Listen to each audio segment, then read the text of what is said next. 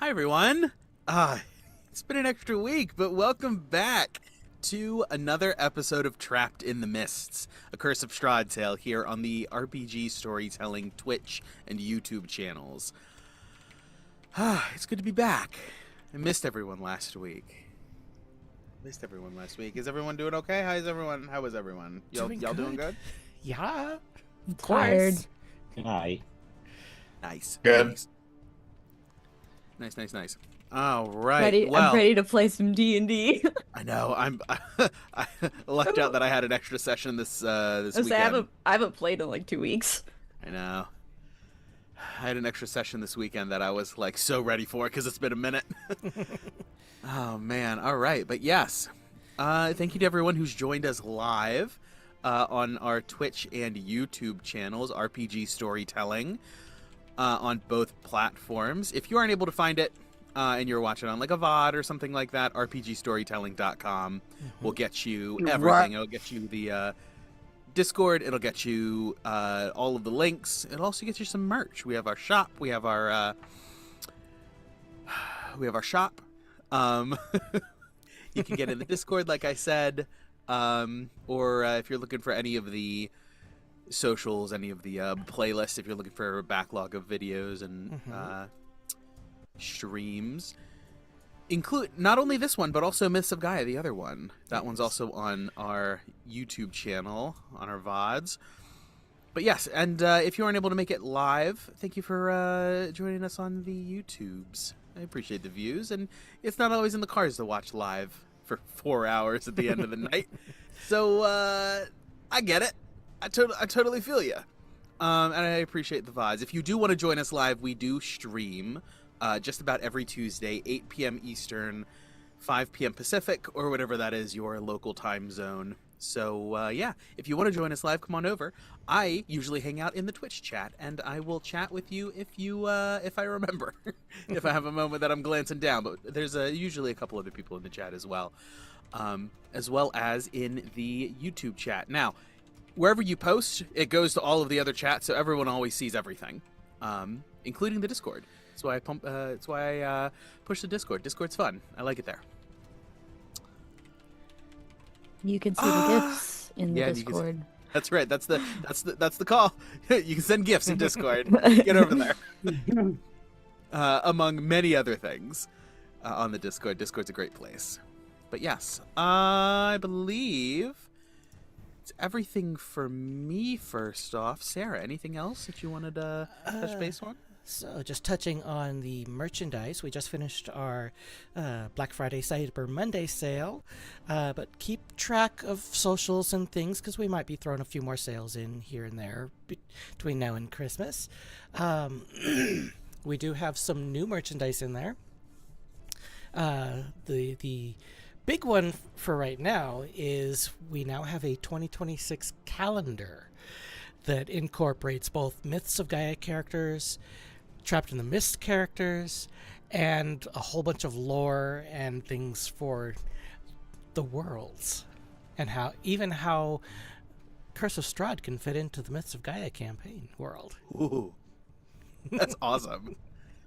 I do love me a good D&D calendar, but now I'm like, ooh, maybe I need to get one of our calendars. Like, Yeah. real talk. It comes in two sizes. They're both wall calendars. One's an 8.5 by 11-ish size, I think. The other one's like an 11 by 17. Ooh, okay. Yep. Interesting. And each month incorporates one character, some lore for the game, and then a large selection of holidays and observances, both modern and ancient, to help you cool. use the calendar to further immerse yourself into the worlds of Gaia. Oh, that's so cool. All right. That's awesome. But yeah. Whew. Well, without further ado, let's go ahead and slip on back into Barovia, immerse ourselves back into the mists, and find ourselves back in the Valley of Barovia, the land with no sun and whose skies are always overcast by the thick clouds of the mists. As it is now, so has it been for decades, centuries passing as has each before it. The people here are born, they live, and they die. And some even find themselves unlucky enough to live through another turning of the cycle, when the mists and the shadowy creatures that inhabit them deem it time to wake the Count from his slumber and capture souls from beyond their borders to entertain and torture the denizens here. And this is where our story continues. Ned, what happened last time? All right, so last time we left with Strahd leaving a body on Riss's floor, as he does. You know, we cleaned it up. Riss did what they do best, went to go study. And by study, I mean they're just like copying spells onto their spell book. And then as we started, I guess just, Riss decided to not exist for a while somehow. There's probably a totally reasonable explanation for that, but I don't know the in-game explanation. We'll let Steven decide. And as they were unresponsive, the party was like, what do we do now? And then we started listing all the side quests we haven't done yet. And the one that came up was, you know what, that windmill, we kind of no, there's something up there. What is that? Let's go find out what's going on. So we gallivanted over to the windmill. The raven that was we spoke to I think this is an actual raven, not a were-raven this time. Mm-hmm. But Gawain used the power of speak with animals to chirp at it, and we found out that there was some weird shit going on inside that windmill. We decided to tackle this the best way possible, honestly. So we knocked at that door, and out came out. Wait, I actually don't even know what is that creature again? Called a pie fiend. A pie. That's literally the creature type. Yeah. Mm-hmm. Oh, it's a pie fiend. He's like a really big guy. He reminds me of those monsters from Where the Wild Things Are, and he likes making pies. Made out of people. Well, I was getting to that. Sorry. God. Jumping the gun here. We went inside as he invited us, and we saw bones of children just clearly spread out. This man did not care about hiding it. We exchanged pleasantries and quote unquote. Yana stabbed the pie. He didn't like that. Nedro uses tremor sense to realize that we weren't totally alone. We had 4 buddies upstairs, including some kind of weird thing, dragon thing, even more upstairs. Mm-hmm. And a fight ensued because we're like, hey, there's bones here. What's that all about? And he was like, yeah, I bake children into pies. Come on, guys. We got into a fight, started beating him. His friends came, started beating them as well. Eventually, Nedro cast Banish to get rid of the dragon and 4 of his minions, while the party effectively killed Where the Wild Things Are pie fiend. His story being that the hags that used to be here summoned him from some other realm or whatever, and that's how they were. He taught them how to create all the, I guess, sweets that they were using to take control of people or what have you. So that was cool. We then later exploring, went upstairs, and by we I mean Yana and Ivor went upstairs while Gawain and Ned were just cleaning up downstairs, burying bodies. And what Yana and Ivor found were 2 children who were super emaciated and apparently had been captured in there and traumatized for quite some time. They were rescued, we left, we burned the place down, the kids saw the place burned down. It reflected off their eyes like in those movies where the kids went through trauma and whatever. And then we made our way back to town. Forget where we left those kids, because you can't just drop kids off. We were going to take them to the church in Vallaki. Yeah, I don't know. Just historically, kids don't do well in churches. That's usually where it get more. Yeah, but aren't they teenagers? Yeah, they were 18. 13. Oh, there was 18. Damn, I thought they were much younger. No. 17 and 15. All right. Well, Oh, okay. Okay, fine. The church won't touch them at that point. They're too old. So, fine. This is perfectly reasonable. It's fine. Immediately got off the rails. When have I ever been on the rails, bitch? Pay attention.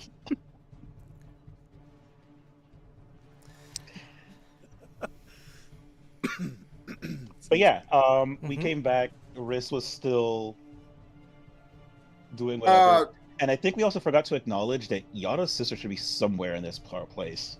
Somewhere. Yeah. That Riss's apartment? Yep. Yeah, but like She never left. there's a dead body, and like you're apparently like not responding. I just very curious what her response would be to all this. But yeah, so at this point, I believe you guys have more or less made it back to the apartment. You gave us a long rest, also. Yes, Freak and Myrtle, Freek, the 17-year-old boy, and Myrtle, the 15-year-old girl, are in tow with you guys.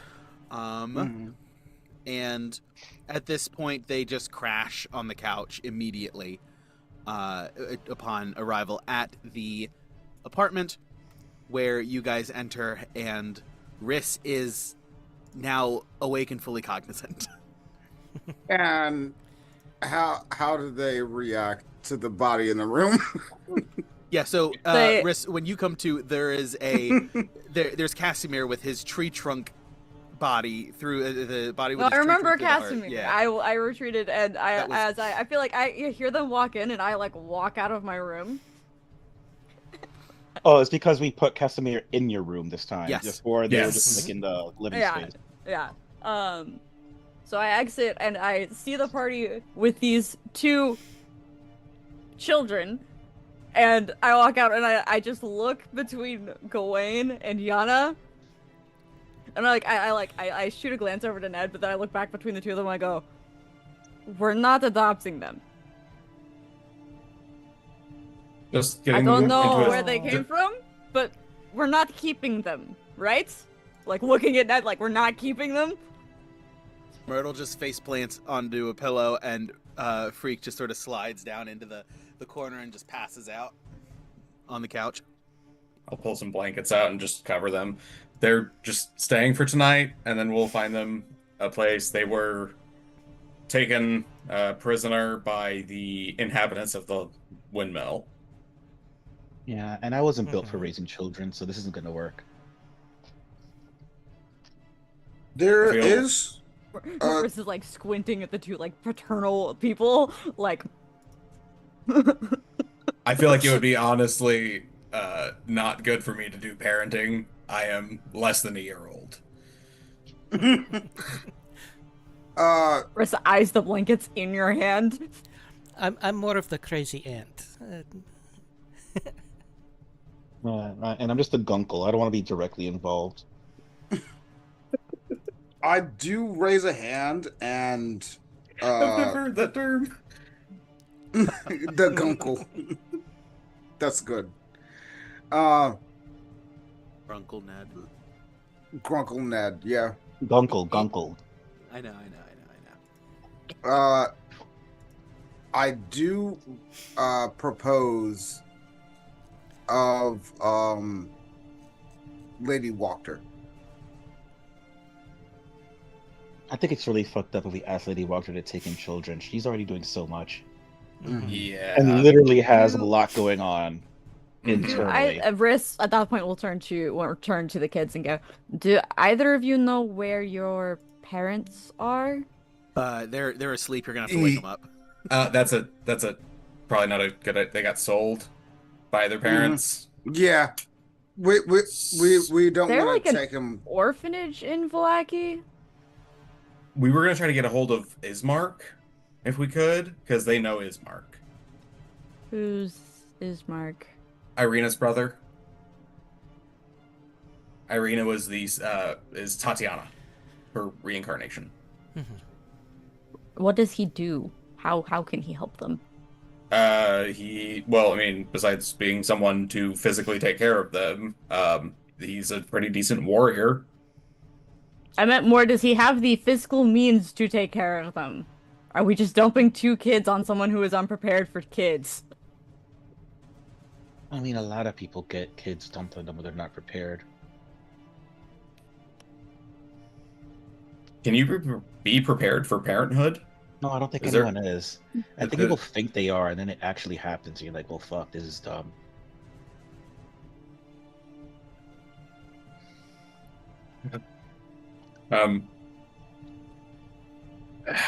We could see if there are any families that are able to take them in. We could go talk to the abbot. Do we know if either of them have any magical aptitude at all? God, if they do, they surely did. You know what? I'm not gonna mention that. I don't think so. Wait, are you trying to get them enrolled into your school?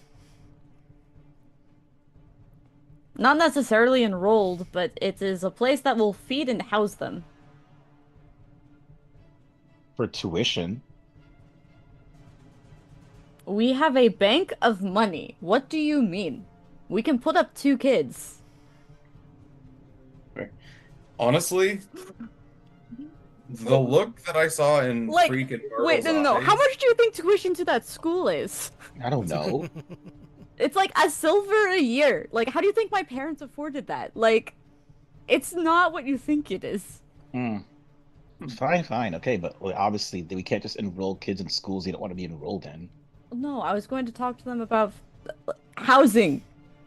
If they can't go to the school, that's fine, but there are other things, like, it's not just a magic school. It's like, I mean, sure, it is a magic school, but there are other positions and things that they could do. Like, there's administrative things, the janitorial, like, not every person who works there is a wizard. Yeah. I guess it also teaches just regular school things, if they need schooling. Also, if you can all do prestidigitation, is it unethical to hire a janitor at that point? Like, if everyone can just go, boop, clean. I think it would be Bold more of you ethical to not assume to hire a everyone janitor. can do prestidigitation, first off. Because you're just saying that it's okay to have not to give people jobs, you know? People need work. Well, yes, but, like, I'm just saying No, their time could be spent doing other things, I guess, for the organization. That's not always an option for everybody, Gawain. That's fair. I mean, I don't think I have time to teach you, like, what socioeconomic stuff goes on, but, like... but there are levels to this. We're in rare form tonight, guys. I'm a fan. Damn, Well, we can talk Gawain's to the the kind of guy kids. be like, why are they working at McDonald's? They could be working anywhere else. Well, though, it's like, why work at McDonald's when someone can enchant the, like, grill to make the burgers? Because, oh, so you're in favor of AI taking over? Wow. I mean, magic and technology, what's the quote? Any level of sufficiently advanced technology. Yeah. Indistinguishable from magic, yep. That's so great. I love this. So we found out Gawain is pro AI taking over people's jobs. That's a new character trait. Is that a flaw? I love how we just glossed over Arissa's thing of, like, not everyone knows prestidigitation, but, like... I mean, I think it's a flaw. Yeah, because Ned doesn't know prestidigitation, and some wizards just choose not to take it. Every wizard knows prestidigitation. There's a whole list Yeah, and of cantrips. I took You only that, get, like, 3! I have so many, and I decided to not choose that every single time. Not because I think it's a bad spell. I think it's an amazing spell. It's just that there were so many options. Oh, do you still have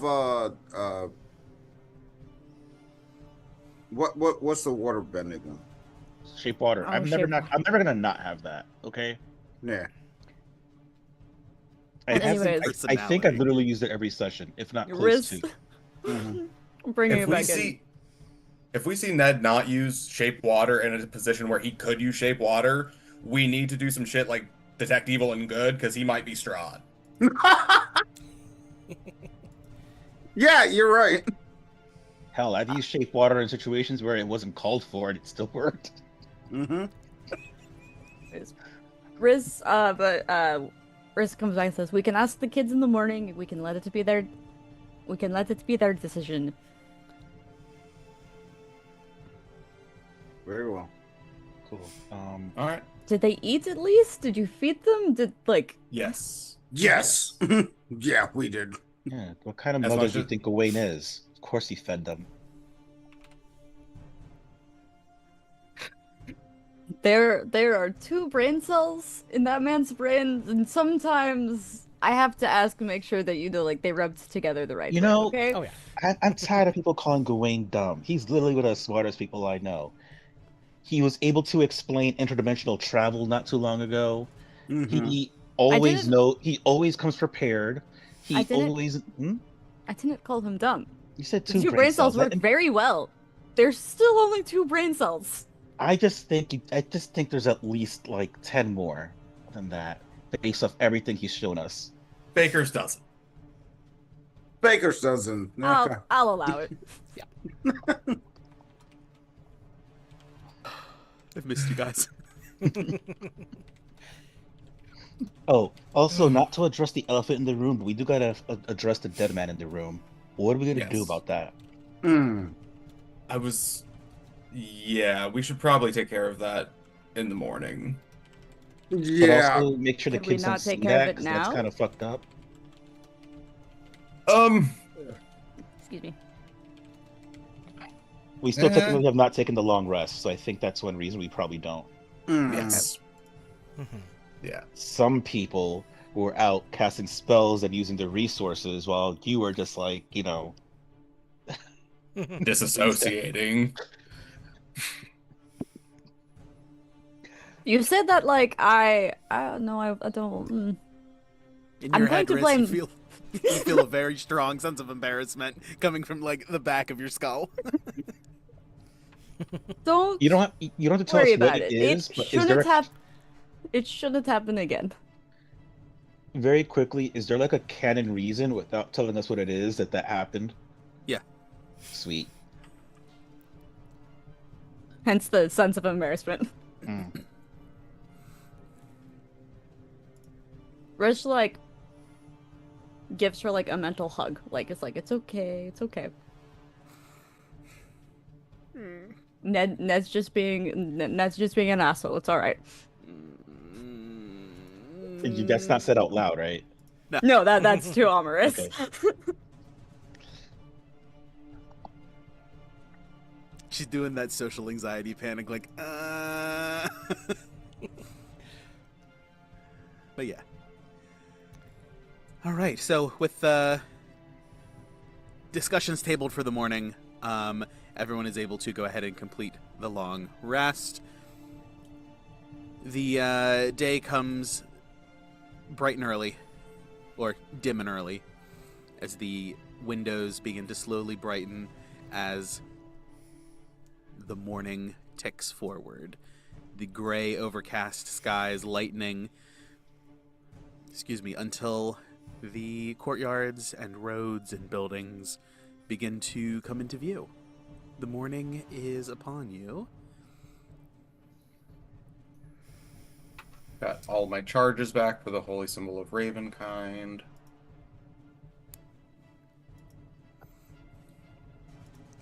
And anyone who What's has that not do? yet long rested, go ahead and long rest. I give myself my paper cut.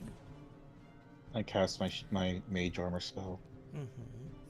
And I do a Crimson Rite on Fenrir Sulfur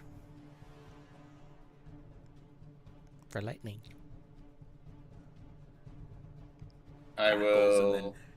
then, along the blade, and then hiding in the eyes, waiting to be released. Mm-hmm.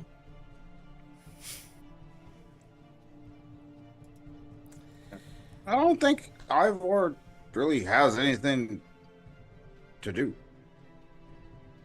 Mm, Do I make more poison? You can cock your gun. You would need downtime to do any sort of anything with that. We're just Yeah. touching base on like Yeah. consumables that get recharged and whatnot. Yeah. Spells and whatnot. I don't really have anything good to do. Yeah. Yeah, unfortunately, stuff like Warding Bond only lasts an hour, so Yeah.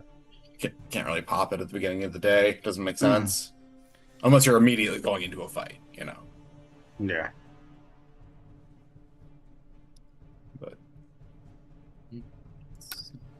The children are still asleep. They unresponsive, like logs. However, Gertruda does emerge from the bedroom where she has spent the night, and looks around cautiously before she steps out, opens the door, and just sort of gives it a once-over. Oh, good, he's gone. The man with the tree in his chest. I didn't want to look at him. Glad he's not here. Wait. Wait. Do you mean he wasn't up in the room? Last she saw him in the main room before you guys dragged him off into Riss's study. Oh. Okay. Oh. I thought you were saying someone broke in. Yeah. No. I was like, where's the body? I thought the body had walked away. I was like, the body- hold on. The body is still in the study. Yes, body's still in the study. I'll just go wait. I know you don't want to look at him, but he's over in this room. Oh, cool. Wonderful. Glad he's not in this one. Don't worry, we'll be taking care of him later. Sorry to... The wrist just waves their hand. Yeah, you all debate. And she just takes a swig from a wine bottle. What time is it? It's 7 in the morning. Gawain grabs the wine bottle and just goes, if you're gonna drink, at least give me a second. And he just takes the wine bottle, goes and pulls out some citrus that he got from the Vistani. Just makes a quick sangria for her, so it's at least brunchy, I guess. I'm gonna side over to Yana, just whisper. I feel like someone has to address that at some point. At some point, probably. Have fun with that.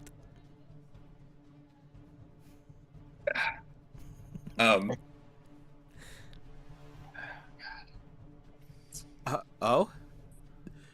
Why are there children on the couch? Great question. Why are there children on the couch, guys? We went to the windmill southeast of Vallaki.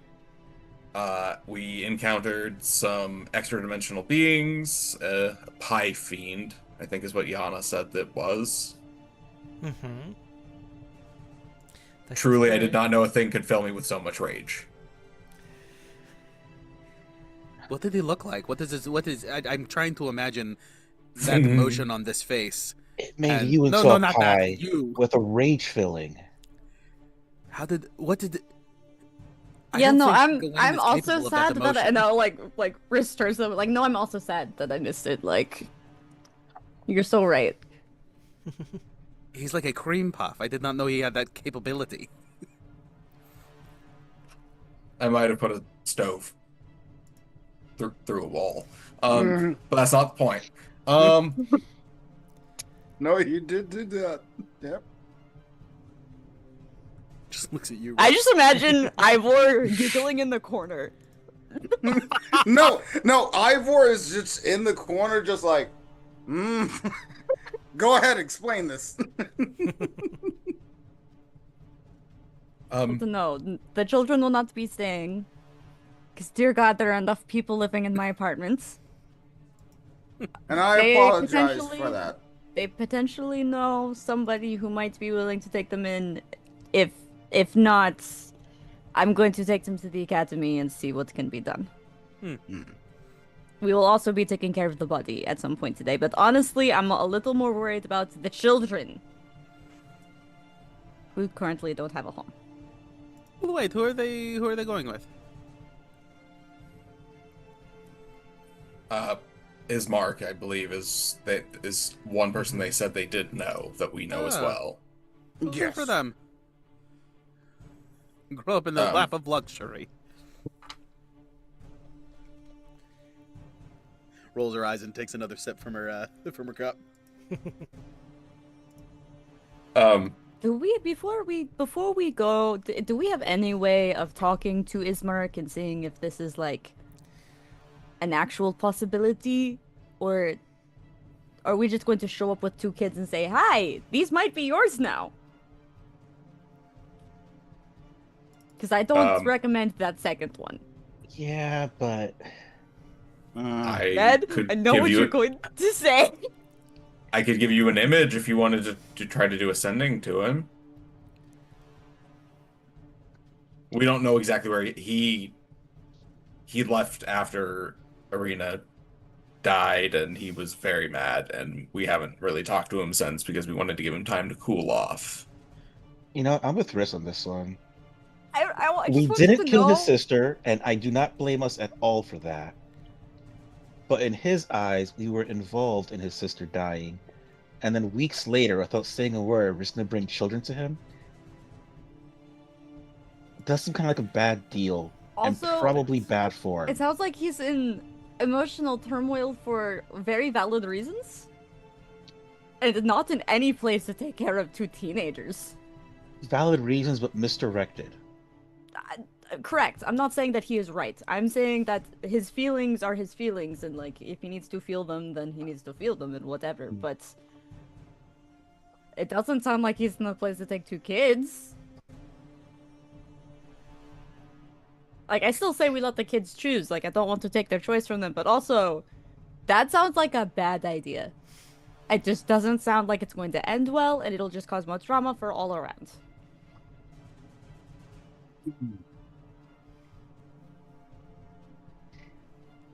You guys can tell me if I'm saying this wrong. I've not met this man, but No. everything you tell me about him makes me doubt everything else. I don't think you're wrong.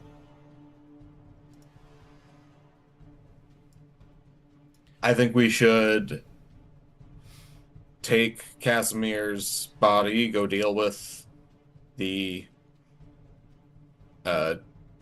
problem that goes with that,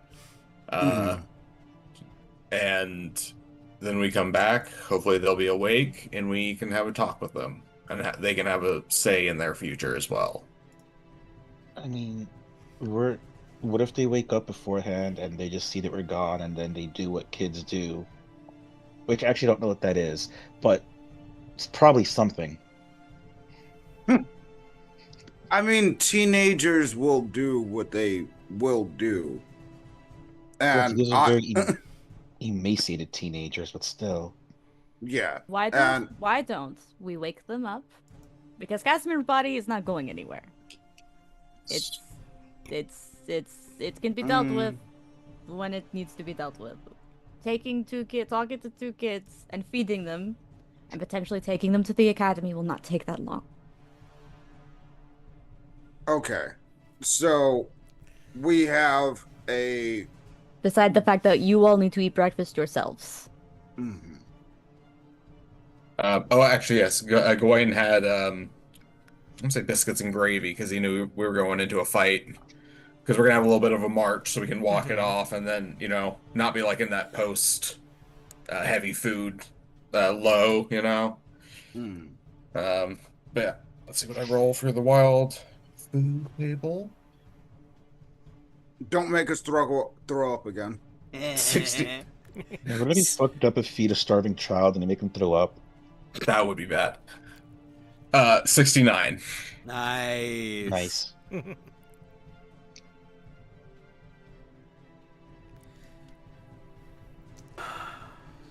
Ivor.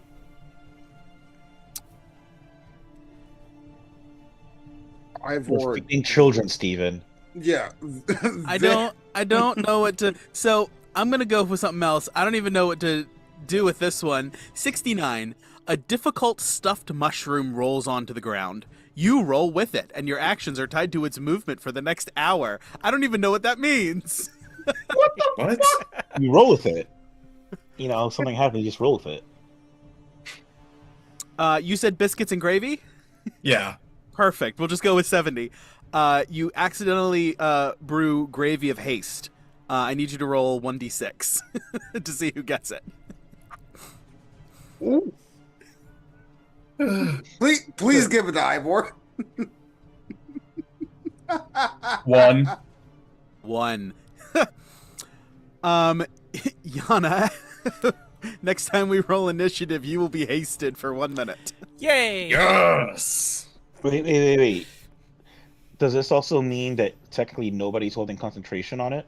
Correct. Mm-hmm. Nice. So, Yep, Mhm. no downside. You get 60 seconds of haste. I like Mark it. that down. I will not remember. I'm pretty sure Yana will. I will write this down as well. As Gawain goes and cooks, Riss will go wake the children up because apparently they're the responsible one today. After waking up to a dead body in the room. Who Oh, are you? study. Hello, do you remember me from last? This is my house. Hello, my name is Riss. Thank you. I'm Freak. This is stand by. You literally Mar- said it earlier. I wanted to say Myrtle? Evelyn, and it's not right. It's Myrtle. I'm Freak. This Myrtle. is Myrtle. Oh, the way, she Yes, definitely got the nice. better name there. It's nice to meet you, Freakin' Myrtle. Would you like some foods? Yes. Gawain is. Myrtle, who's sort of like just rolled over on the pillow. You say that, like, perks up. Hair's like all askew. Yes. Awesome, great. Gawain is cooking. It should be ready soon. Why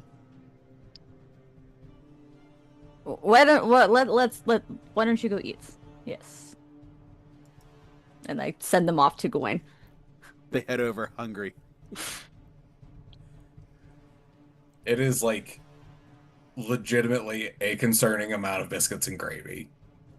Like, Zezotto is Zezotto curious about the kids at all, or do they?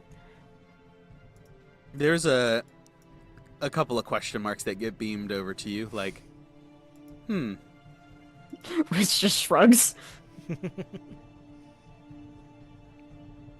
does flit over and land on top of in like an open cabinet, and just sort of perch there and look.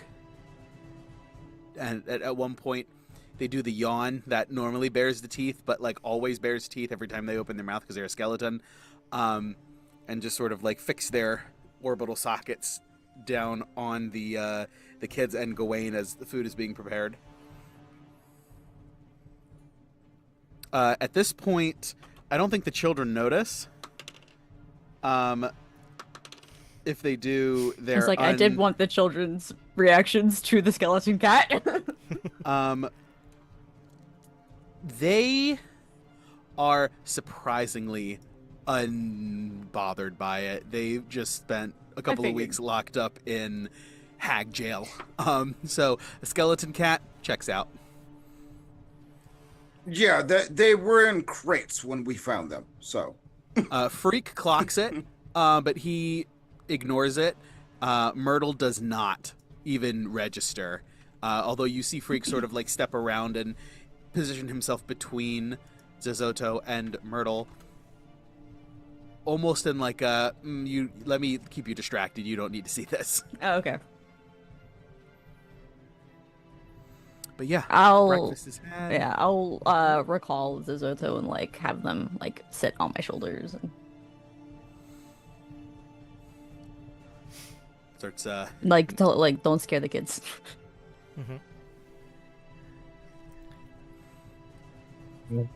oh, Yana, sorry, you also heal 1 hit point because of good berry meals.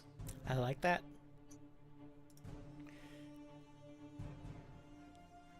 Oh, I forgot about that because and I guess Riss, after you take a bite, you have to go repaper cut yourself. It zips itself shut. That's great. But yeah, the Gertruda is there as well, and she doesn't say much to the kids, but she does seem like invested in them in a way. Like her attention is always like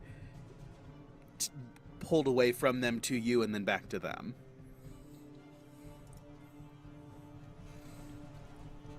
As you guys have conversation, breakfast heads on, eventually wraps up. And yeah, any conversations with the kids, their breakfast is all done and they're ready to go. Good to know.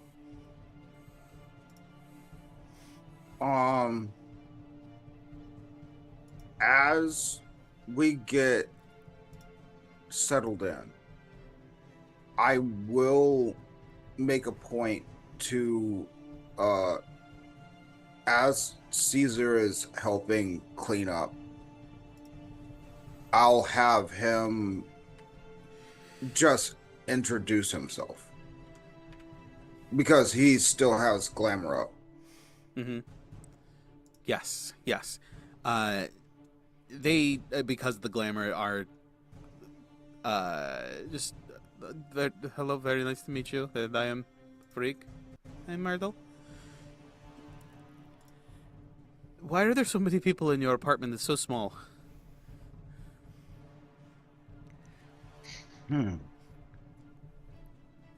And is he addressing? Are they addressing Cesar or? Oh no, Riss? that was to Riss. Okay. Ask the question again. Sorry. Why are there so many people in your apartment that is so small? You know, that's a wonderful question.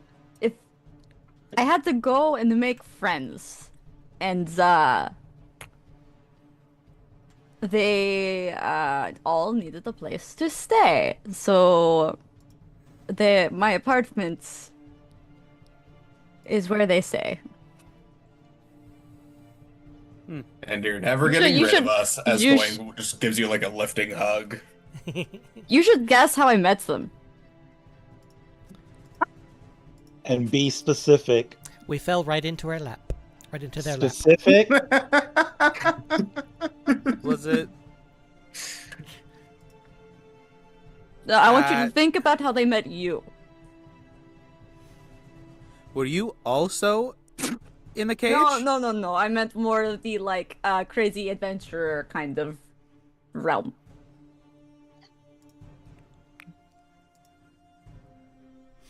I heard there was a revolution up here in Vallaki a while back. Was that? No, I was here for that. I didn't know them then. But my parents live in Barovia, and I was visiting them for a while. And lo and behold, so did you see Gawain do his crazy like gravity thing?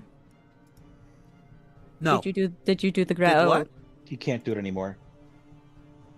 No, he can do his. He can change size, but that's about it. But he can't do the gravity specifically. Correct. Yeah. We're gonna talk about that later. But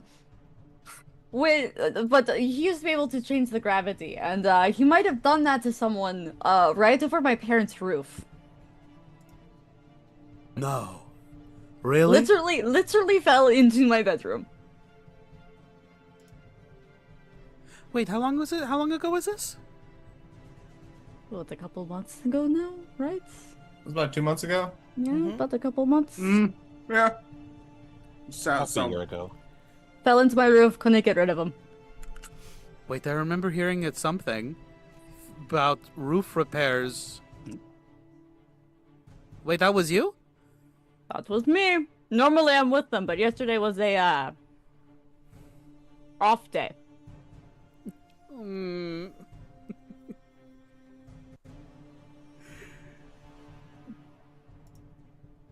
Oh wow. That's Riz gives Amorous like a little mental slap, like stop it, you're fine. that's Oh! crazy. Yeah. Anyways, wanted to talk to you guys about a few things, if you're done eating. Hmm. Since apparently none of them. Did you have any places you wanted to go? Because as you mentioned, there are a lot of people in my apartment. Okay. And as much okay. as I would love to offer you all a place, I do not have the space. We really don't know many people. I do know Ismark. He was always kind to us. I mean, he's obviously a little older than we are, but he's always sort of been like a big brother to us. you're not going to send us home, are you? No. If you don't want to go, Okay. you get to Okay. decide where home is. And if you don't want to go back where you came from, then you don't have to. Okay. I have an option. I need to contact someone about what I wanted to see if you guys were interested before I moved forward with it. We really don't have a lot of idea. Ismark was just the person we knew the best, who wasn't mom and dad. You guys are siblings? Yeah. Okay. Freak, Myrtle, unfortunately, we didn't want to tell you last night to make sure that you weren't going to go into more shock than you already were. But unfortunately, a couple months ago, Arena did succumb to an accident. Wait. What happened?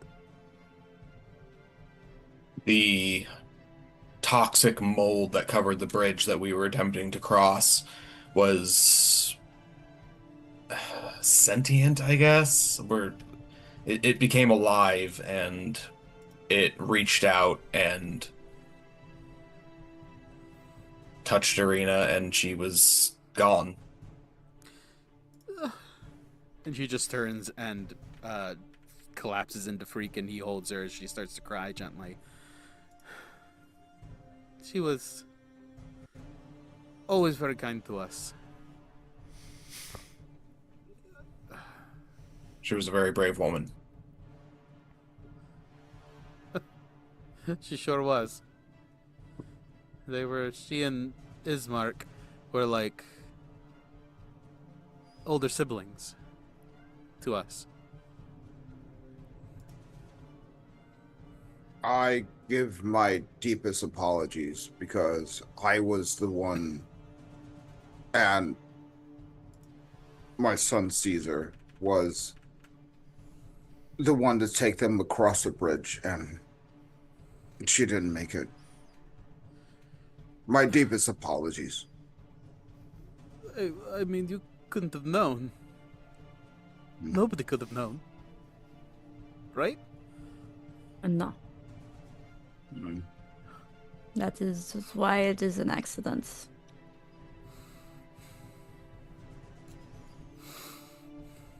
We eradicated every trace of it from the bridge. Myrtle's bridge. pulled herself together, and the And the bridge. Yep. Phrasing. Nice. Myrtle has pulled herself together and is like sniffling but not actively crying. But Ismark is he's alive, yes, at least. As far as we are aware, yes. I've never met. I joined after all of this happened, and we don't currently know where Ismark is. But we can send him a message that we have found you guys and that you want to see him. In the meantime, or this offer can go for whatever you guys want it to be. If this is where you want to end up, if this is just a place to stay until something more permanent comes, then take it as you will and do with it what you want. It is simply an offer, but it is the best way I think I can help. Do you know of the academy here in Vallaki? It takes him a minute, but then... Oh, yes. Yes. What is it? Kalos? Yes. I work there. I graduated from there. And it is a boarding school, so even if you weren't necessarily enrolled, you would be a warm bed and meals at that point. I don't know if either of you have any of the magical talents, or if you were curious of learning any magical anything. Um, but it is an offer. There's other classes, there's other things to do. If you were looking for work, we the academy offers many different jobs and things. We could, like I said, I need to speak with someone before we move forward, but I wanted to see if you were interested. They look at each other. Could we have some time to talk about it? Of course, and this is not a decision that needs to be made right away. It is, like I said, it's simply an offer. If it's a we stay until we find his mark, if it's we stay until we figure something else out. If one of you decides to learn or stay, it is fine. Whatever you guys want. Okay. Okay. I want to. We'll discuss it. And That's fine. We will need to leave for a little bit. You will have the apartment mostly to yourselves and with Gertrude. She usually stays around. She pours herself another glass. Gertrude is probably mid-20s, so she's old enough to be like older aunt, sort of early wine mom vibes. Don't worry, you guys take whatever space. I won't be here. Steven, real quick. Yes. I'm pretty sure this is accurate, but when we found them, Ivor did have the tech magic up, right? Yes. Yes. Just making sure that I don't have to double check that these kids aren't like Strahd's torso and legs just like separated or some shit. I don't know. No unexpected magic anywhere at that point. That is, I would try something like that, wouldn't I? You Count have. Strahd's in a trench coat. You literally have. Yep. But yeah, no, nothing unexpected popped on these guys whenever you initially encountered them. All right, well, okay, that's a lot to think about. We will, yeah, we'll let you know.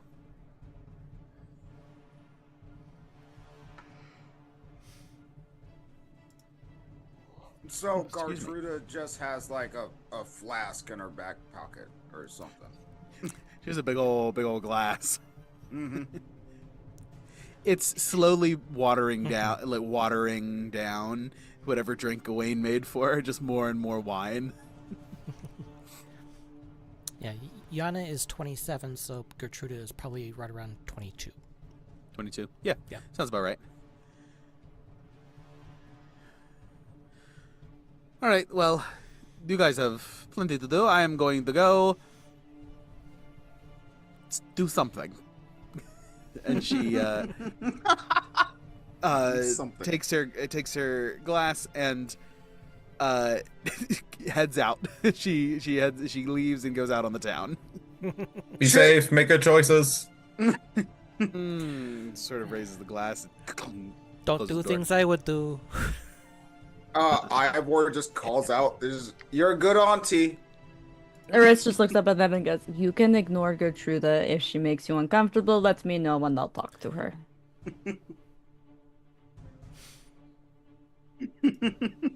We never really got to know her. No, I meant if she does make you uncomfortable. Like, Oh, at some point oh. in the future. She can be... She... acquired taste. Sometimes.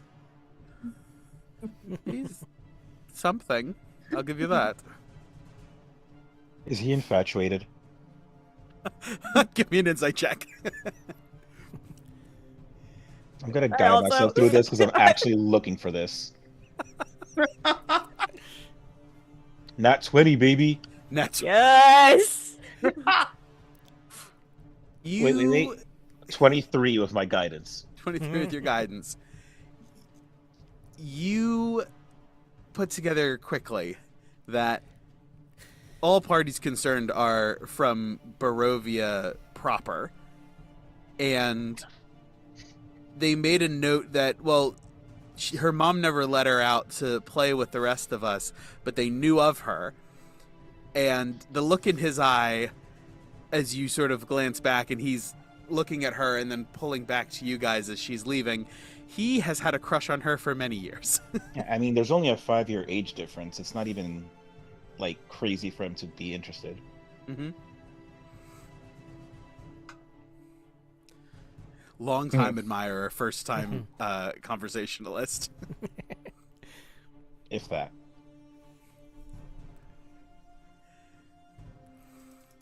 Oh, also, On a nat 20, you also see Myrtle. Same look in her eye. Good for her. They're gonna fight over her. Yeah, it won't be much of a fight. They don't have much meat to their bones yet, but eventually. It's true.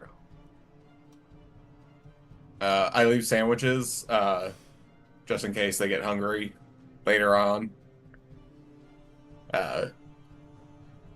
So, since we're gonna let them have some time to think that over, where do we want to go take care of the stump in the room? Also, we need a way to transport this stump without, like, panicking.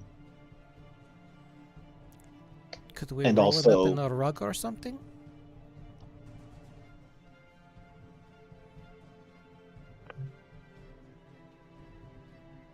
I DM, mean, Is it like puzzle box of holding size? Could we? No, you can't fit a person in the puzzle box. Okay. Technically not a person. It's body. No, it's technically alive, right? I don't have dimension or what? He's yeah. Still alive. It's sort of like paralyzed at 0 hit points. Ah. It's stake through the heart vampire rules. Hmm. This is just not just vampire, it's any dark champion here in Barovia. oh, so if Gawain removes the stump, I could just heal.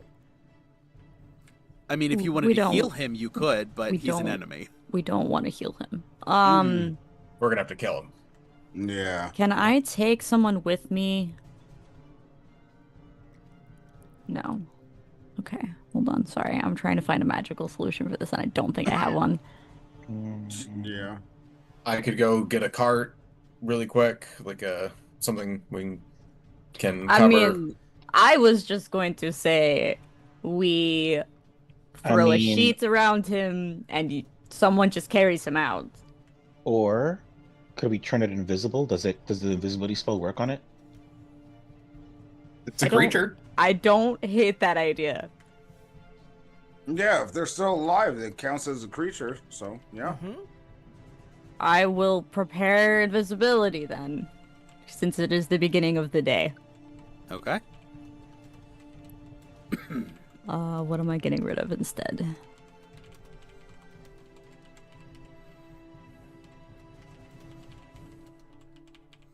I'm going to regret this decision, but that's fine.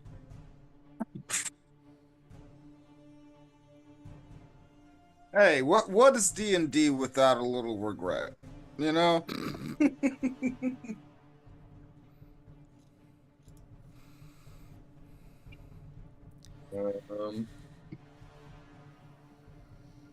Fuck.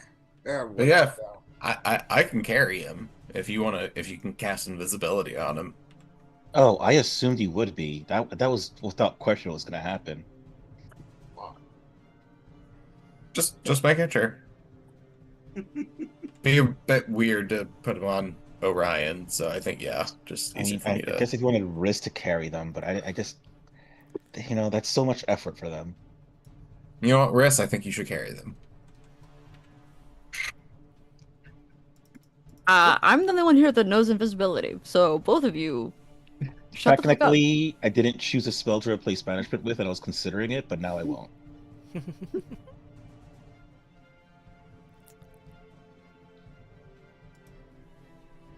Hmm. Say it. I could just not, and then you guys can figure out how to explain to the guards why we're carrying a body out of the city. How would that not involve you explaining it as well? I'll just cast invisibility on myself. I'll dispel it. Rude. Uh, Right. all right. So, we off? Think we're off. Right, and you said invisibility on Casimir Yeah. with Gawain carrying to some out-of-the-way location. Yeah. Okay. Yes. Yeah, easy enough to do. It is lasts an hour too, so should be good. Yeah, absolutely. Mhm. Easy enough to do. You make it to, what is this? That's what that is. Okay, cool. Oh, I just realized I never pulled roll 20 up. Whoops. Whoopsie.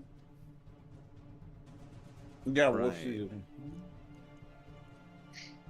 So, yes, easy enough to make it through the town. There are a few people on the streets first thing in the morning, or what is perhaps not quite first thing in the morning anymore, but you are able to quickly and easily make your way through, out the gates, and into the forest wherever you would like to be, or wherever you would like to be.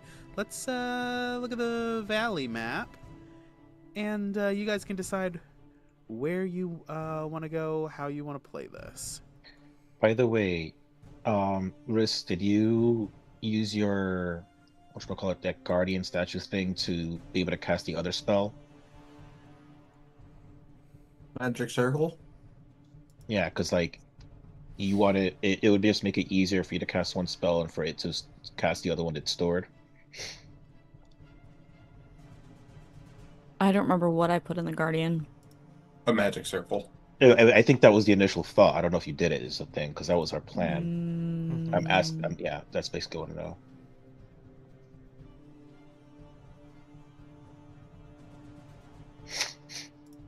That's fine. Yes. I forgot I have a robot. Robot. Do I need to have the Robot?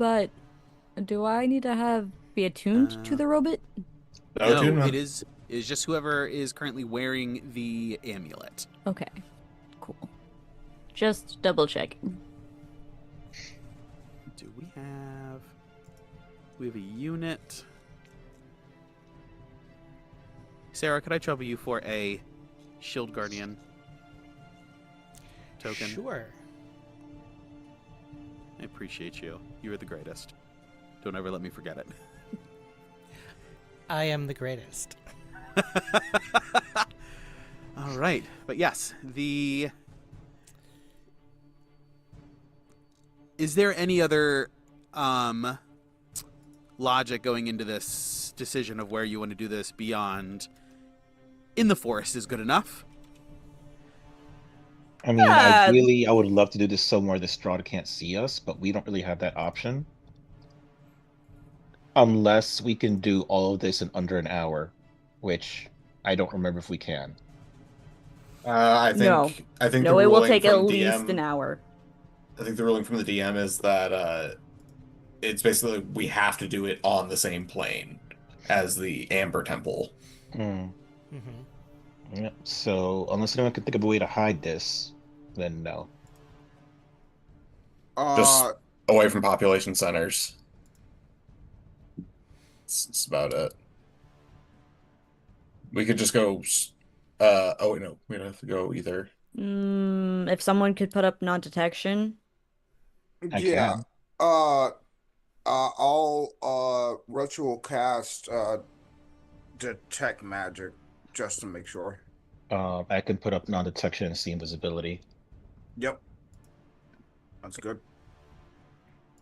All right. Yeah. I was absolutely. thinking we go about an hour out into the forest, find a nice little clearing, Mm. dump the body, get the magic circle up, do the ritual, yada yada, travel back. We just, have room. Yeah. just somewhere remote enough that like the only thing that might bother us would be like monsters. Hmm. Just some random, like not pre-planned, just a space big enough for us to do our thing. I think that is the best way to avoid a detection is to just also, as much as we want to hide it from Strahd, Strahd obviously knows what we're capable of and that we know how to deal with it. Not that we should just be showing it to him, but I think that cat is out of the bag. Hmm.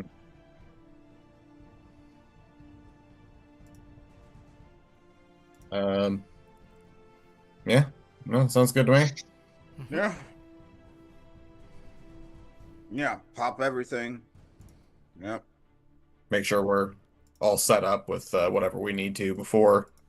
Because remind me, so we have to set the magic circle holds them for more than an hour because planar binding takes an hour to cast.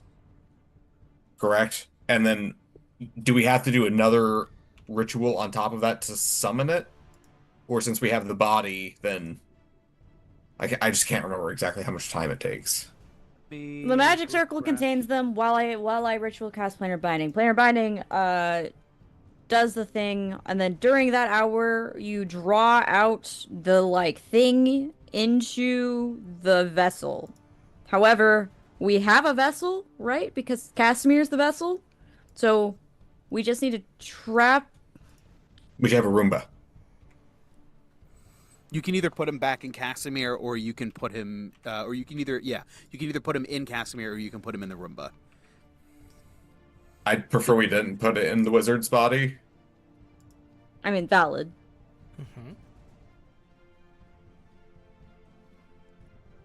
Yeah. Right. Just as a reminder for myself, as much as everybody else, target of the ritual must be present upon the current plane and must be without form. Staked through the heart as this guy is, that is the case. The vessel, whether it be an object or creature, must be present within the magic circle for the entire ritual. And then once the ritual is complete, the spirit will be fused with the new vessel. Let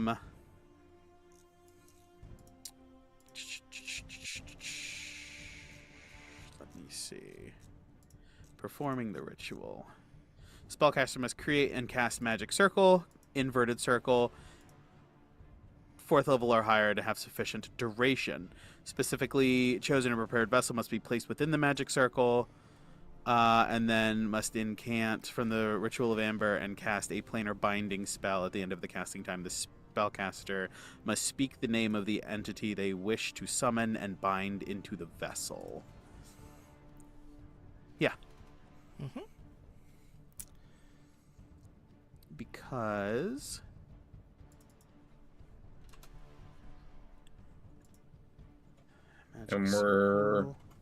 And the one that's inside Casimir is Zadoon the Corpse Star, correct? correct. Okay. Do we know anything about him lore-wise? After all that reading we did? Yes. Short answer, yes. Long answer, one moment.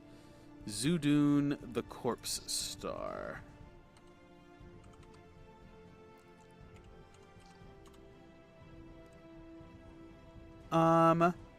Let's see. More or less, in the southern nation, or in a southern nation, people had long been under the rule of a strictly doctrine theocracy. The people were conformed under the Church of Zadoon, a god who they believed held dominion over every individual's fate, and whose priests had the authority to decide the proper caste of a person. This had shaped the nation into a caste system in which the majority of the people lived in fear, ignorance, and servitude.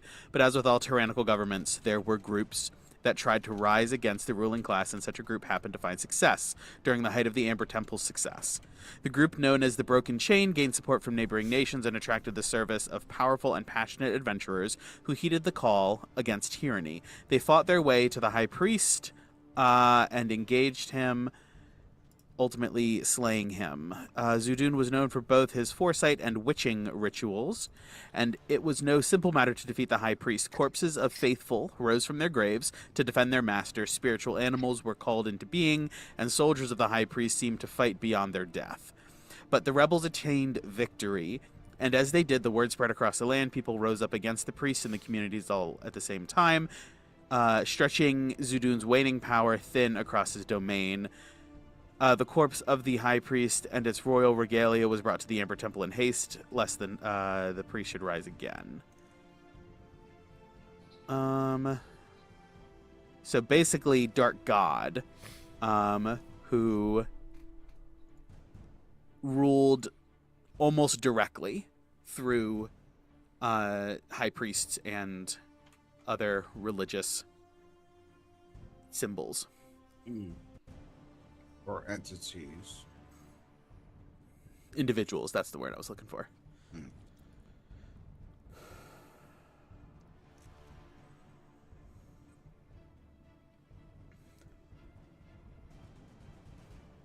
But yes, his whole deal was the resurrection of the dead, both recently slain and long past. Hence why Casimir was seeking him out at the promise of, or perhaps not at the promise of, but dangled in front of him the promise of the resurrection of his long dead sister. And look at him now. Dead.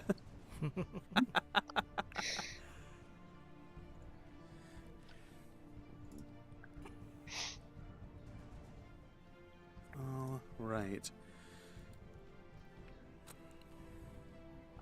But yes, as you guys, I know that Riss had to step away for a moment, but yeah, as you guys arrive, is there anything that you guys are doing specifically to prepare for this ritual and the fight that you know will be coming immediately afterward? I'll do my shift into werewolf form and activate Crimson Right fire on the claws right before we go into combat, or Yep. right before we Okay. start the thing. Yes, because I believe the ritual is a total of 2-ish hours. Right. My question is, if utilizing 2 casters, does that shorten this ritual at all? Because if they did indeed put one of them inside like the one of the spells within the Shield Guardian, does that not cut it to an hour? Yes, because actually, let me, before I give it for sure, can I please have Yana, you might as well just do it now and then take the potions. Because it doesn't go away, right? Well, the Crimson Right doesn't, but my transformation does. Yeah. Oh, that's right. That's okay. That's right. You don't have a claw attack without it transforming. For some reason, I thought Dampier's got a claw and a bite attack. I don't know why. Nope. Just the bites.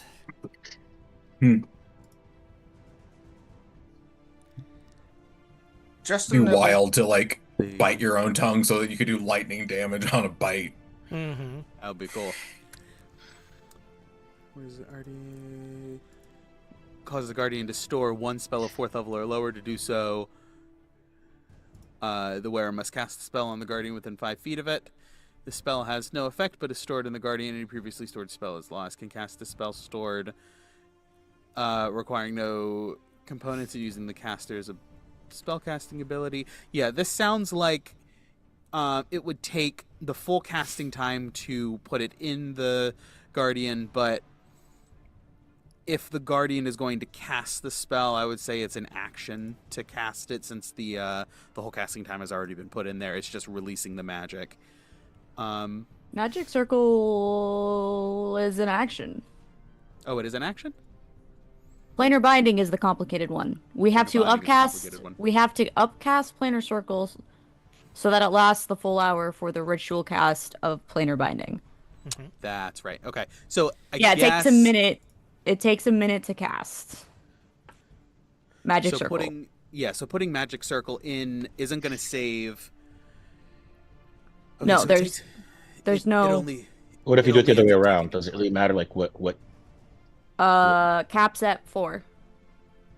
And planar binding's too high to put in. Yeah, planar binding's too high to put in. Also, it's a ritual. I don't know if you can stick a ritual into a spell like storage.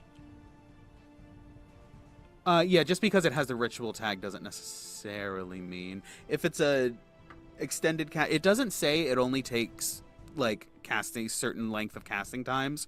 So I would say it's like an action for the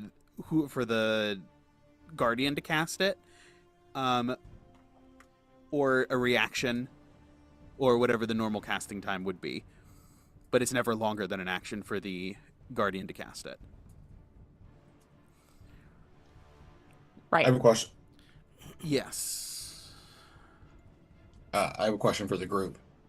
Would you all prefer to have bless for the fight, or to have advantage on Zudun on all attack rolls? Well, I was gonna use innate sorcery, so I was going to with my spells anyway. But it's up to everybody else. We could theoretically flank and do all that, but that doesn't help out Ivor really. Mm-hmm. Yeah, I think the advantage would probably be better. Yeah. Advantage on a shot would be very... Let me double check that just to make sure. Until the spell ends, target shots very light. If attack rolls against it have advantage, and it can't benefit from the invisible condition. Oh, fairy fire. Nope. Shining Smite. Oh, right. Ooh! I How long forgot is we that? had that. How long does that last? 1 minute. I have to hit them first, though. Nice. So it would require it. I couldn't like with bless. I could like do it right before, so everyone would have bless for that minute. This I'm gonna have to like it just wherever I fall in the initiative order. Mm-hmm. So we'll see. All right. Yep. Shining Smite it is. Yeah. If I get advantage on something... Yeah, then you can just run around and you can actually have Cesar smack him with the axe. Mm-hmm. Because you won't need a bonus action study aim.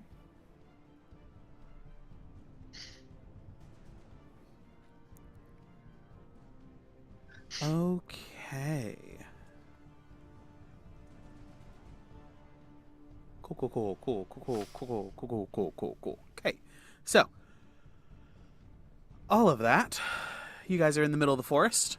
Sufficiently sized clearing. Oh, I'm gonna cast innate. I'm gonna use innate sorcery just before the fight starts. Just before the fight starts. Understood. I'm going to ignite the Sun Sword and ignite it again with the Helm of Brilliance so that it does the extra fire damage.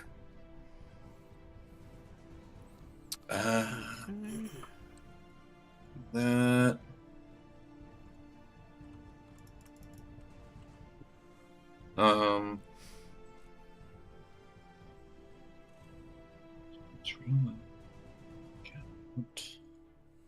And if detect magic didn't pick up anything, I'm gonna drop it and pop echo. You don't have to drop it. It's not Echo's not concentration. Oh. Really? Yeah, Yeah, no, nothing like that. he is not a spell. He is just a tear in the fucking fabric of reality. Yeah, he just gets sucked from... Actually.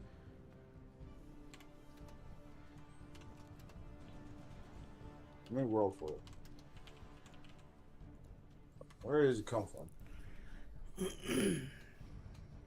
Or You think we should leave Canis and Bellatrix out of this? Just because it's probably going to get a little dicey? Or do we think it's worth it to risk it and have them fight? What would be the advantage of having them there? I mean, a little more. I mean, I would say it's up to the... damage. Yeah, but that's about it. Unless I guess if we keep all the mounts, or we keep the mounts like nearby just in case somehow Zudun runs, which shouldn't happen because of the inverted magic circle, but like crazy shit happens in Barovia all the time. Mm-hmm. Yeah, Strahd might appear and do whatever the fuck he does. Yeah, so I think having them nearby wouldn't be the worst idea. Yeah. So, I'll just keep Caesar next to them. no, Because- protect Ned or Riss. Okay.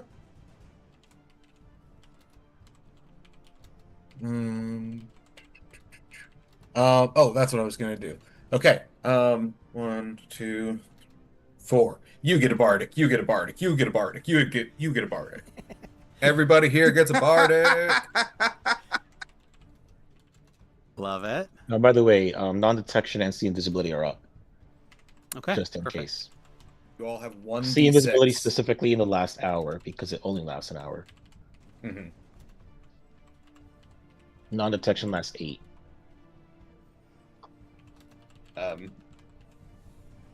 I'll do mine like 2 minutes before I'll start shredding on a loot solo. No, actually, we're going quiet. I'll just make sure everyone's properly hydrated, and I'll just go, just do that whole routine. Just make sure everyone's good, gear's all, But you set. gotta perform it. It's a performance. It could be any performance. Maybe you dance as you hydrate us. I was about to say interpretive dance. You read my mind. All right, fine. Interpretive dance it is. Big fan. I love this. Ooh, that's a 27 performance. Very nice. And this is What's just for the- the Bardics? Yeah, that was just for the bardics. Okay. Yeah, Okay. that was okay. it. That was it. Just for fun. And then I will. Sorry, right before we hit, right before the ritual finishes, I will, as Ned uses his innate sorcery, I will go supernova. Okay. Yeah. Yeah, absolutely. because what time of day is it? It's like 10 a.m. Yeah, Mm-hmm. perfectly suitable. Perfectly. All right.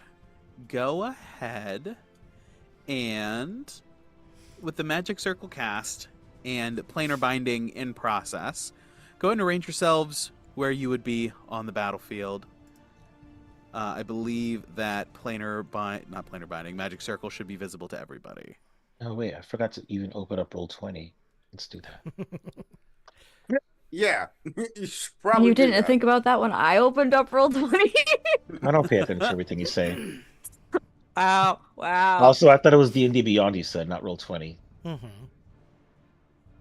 I meant Roll20. Did I say D&D Beyond? You did.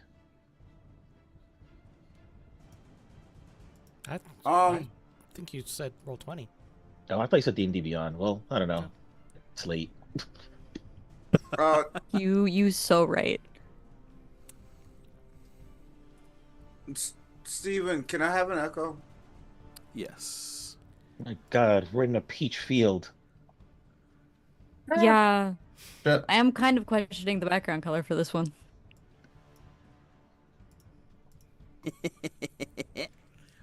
Better to hide the Represent bloodstain. our death. Here. What Yeah, I don't- bloodstain would this hide? What are you? Peach ones. Exactly. Nah, peach stains. Baby blood is this color? You are the expert. Actually, I specifically don't treat children as my teen over. That's great.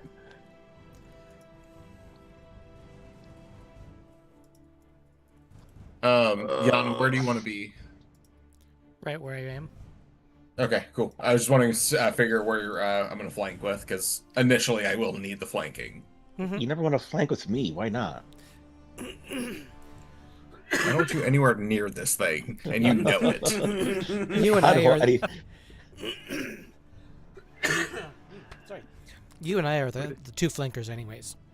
Where did Risk go? Yeah. Wait, where did Riz go? I think you're under. Why am I Cesar. under Caesar? Oh, okay. Okay, there you are. Yes. Oh. Someone move Caesar. Well, they really wanted Cesar to protect you. Yeah. Are you sure about that? Are you sure about that? Just knocks you to the fucking ground. Auntie! Like, be safe. Stay below me. Right, yeah, go ahead and wherever you will be. Now, I think, Riss, since you're the one casting planar binding, what is the distance on planar binding? Ooh, Sarah, don't forget haste. Yes. That's 3 fucking attacks. Yep. Plus bonus Oh action. wait, and a bonus attack. The books have a bonus action attack, right? It's 60 feet.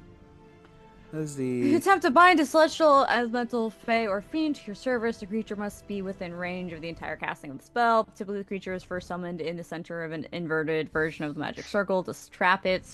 At the completion of the casting, the target must succeed on a charisma saving throw or be bound to serve you for the duration. If the creature was summoned or created by another spell, that spell's duration is extended to match the duration of this spell. Okay. Yeah. Okay, cool. Yeah, as long as you're within 60 feet, because I wasn't sure if you needed to be right on the magic circle, but I guess the answer is definitively not. Definitively not. Like, so definitively not. I'm actually going to back up more. DM, I have... For no reason whatsoever. Wait, if you're gonna back up, is it okay if I'll be fine. Caesar- Stay where you are. No, I'm gonna tell Caesar to stay next to you. Caesar staying next to me this far away from where the thing is going to be trapped will not be helpful. Might as well just have it swing on the thing. It'll have advantage. Theoretically, the person will not be able to get to me. Okay. Ranged attacks are a different matter, but theoretically, he will not be able to put his hands on me. We are fine. You could put Caesar across from me next to Yana, so that if Yana's about to, if Yana gets attacked, it could impose disadvantage, plus the haste will make it very hard to hit Yana. Yes. Steven, Yeah. for no And reason he'll- in particular, are the Roombas like bipedal humanoid shaped robots? More or less. From what you encountered last time, the body is picked up and sort of like... It's like a hand bursting through a glove, but just... Oh, barely no. contained. I'm talking specifically about the Roomba itself. Okay, the Roomba itself is, yes, largely, generally bipedal. Cool, good to know. For no reason in particular that might not come up in the future. Lovely. I have a devious question, DM. Oh, yes. Theoretically, because I have Mold Earth now as a cantrip because of my Wizard Initiate feat, could I just dig out basically a perfect circle, but not all the way down, basically just enough so that we basically have the high ground as we're attacking, and as it's attacking us, it's going to have to overcome that high ground. And it might give us some kind of cover, basically. That was a deep Cover. inhale. You can make a ring of cover, yes. Okay. Yeah. Yeah, we'll give everyone... We'll say...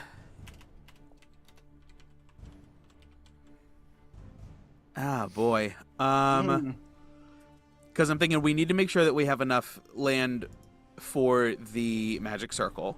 Mm-hmm. Mm-hmm. And then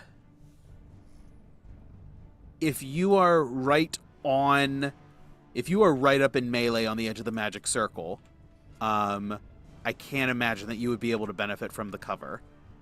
But anyone more than a square, anyone not directly adjacent to the magic circle, like if you had a reach weapon, you would absolutely have half cover. Okay. So Riss and Nedro and Ivor would have basically +2 to their AC. +2 to their AC, yes. Mm-hmm. Okay, cool. Good.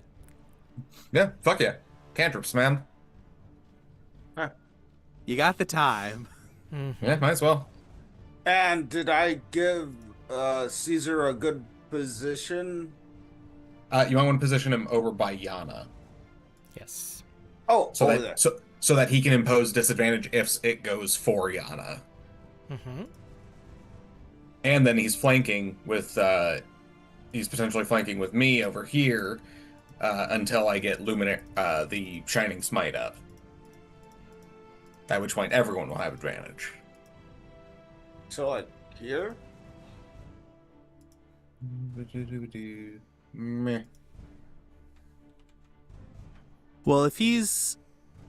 As long as he's within 5 feet of Yana, he can impose or does he have to be within 5 feet of the attacker? Ooh, that's a good question. If The defender imposes disadvantage on the attack roll of one creature it can see that is within 5 feet of it, provided the attack roll is against a creature other than the defender. Okay, so he would have to be right up on there. Okay. Yep. Understood.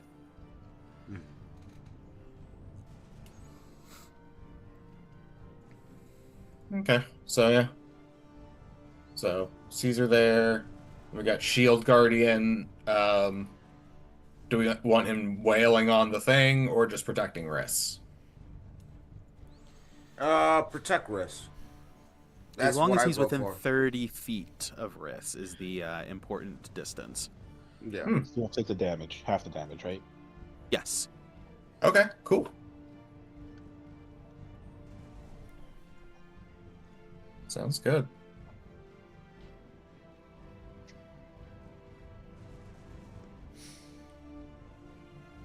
Within 60 feet of the wearer, half damage. Now, he has to be within 5 feet of the wearer in order to trigger his protective reaction. Which one is that?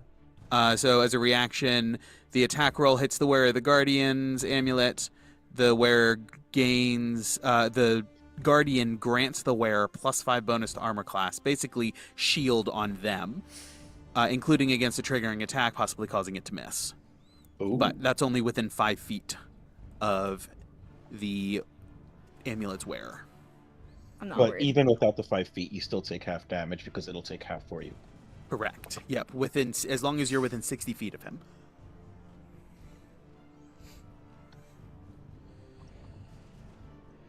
All right. Let me see what this does.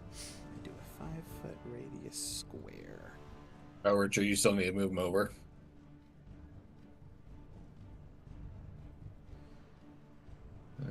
Bonus. Shadows. Excellent. That's what I wanted. There we are. Okay. Cool.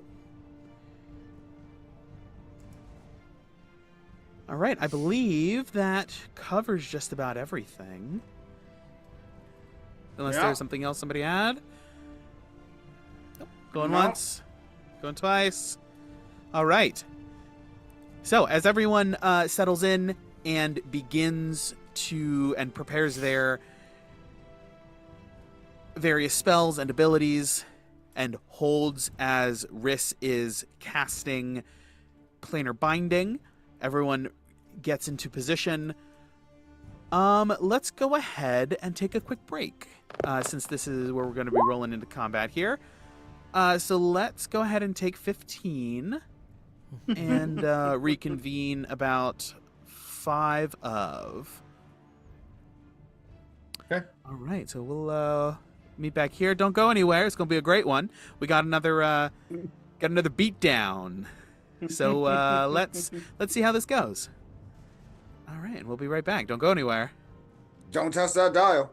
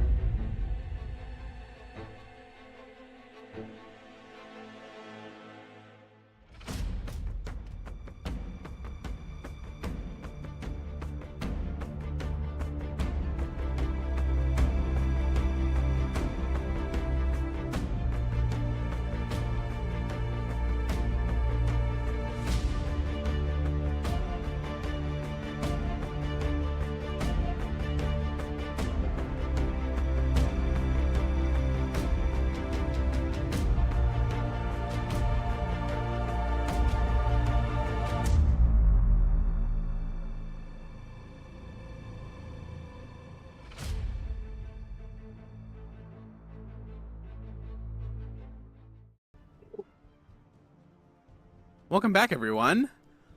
Whew, it's been a nice one. We had a nice little bit of conversation with the children rescued from the windmill and the torture of the hags, and figuring out what their future is going to be, and then what plans the party has for Casimir. With all of that settled, they headed off into the forest, into some about an hour away, just indeterminately not in the middle of civilization, to go ahead and take care of this gift wrap present that Strahd has left on their doorstep, quite literally. And yeah, with that, the magic circle has been cast. The construct has been left inside the magic circle to house the spirit of Zudun, the corpse star. Planar binding has been cast to summon and call this entity to the corpse, to the construct in this magic circle, binding him here to defeat and disperse him, rather than merely binding him into an inanimate object to be reinterred.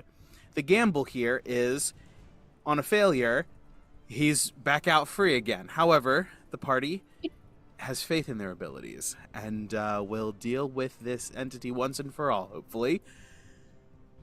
Setting up shop and figuring out how they want to do it. They have some advantages that they have going for them, and they can summon Zudun as soon as they're ready for him. So they definitely have home field advantage. Now, as the planar binding ends, Riss calling out Zudun as the target of this ritual, the party positions themselves around the magic circle, and from Casimir's corpse, which was in the center as well, due to its just in the ring due to his connection with Zudun, almost rising up and out of him, swirling from the open mouth and the eyes and just the face, this angry, dark, towering cloud of black smoke, Gawain, reminiscent of what you had seen pour out of other individuals weeks and weeks ago, but this time visible for all to see, as it looms 10, 15 feet, and you are glad that you pulled the earth from the center and out to make the wall, because if it was not depressed down, this thing still probably would have been able to sweep right over. And it is sort of swirled almost like a tornado funnel into the damaged, barely functional construct. This time, this entity seems much stronger than the one done previously upon Gawain, as it suffuses, ripping apart this body, and elements of the construct remaining floating in orientation and position, but the majority of its form maintaining through having punched out through the glove and existing outside of this simple construct. Two large curling horns drift off, and a flat noseless face with several sets of eyes towers 15 feet up off the ground. No, that's not what I wanted to do. Thank you. And let me push that to the token layer. Cool. As a fellow dungeon master, I have to say, fuck you. And I appreciate you. Let's roll some initiative. All right, so Gawain. 21. 21. Ivor? 22. Ned? 11. 11. Riss? 22. 22 as well. Interesting. And then Yana? 15. 15. Let's see how this works. Because Zudun also rolled a 22. All right. So, that sticks the initiative order at Riss and Ivor going first, followed by Zudun the Corpse Star, immediately followed by Gawain, Yana, Ooh. and then Ned. Okay, I have a question, DM. Yes. So, initiative roll, that is technically an ability check, correct? Yes. It's a dexterity check, essentially, Mhm. but it gets modified with, like, alert or whatever. But Yes, still an it's ability check. It would be a skill check, dexterity based. Okay, can I Silvery Barb Zudun's initiative roll?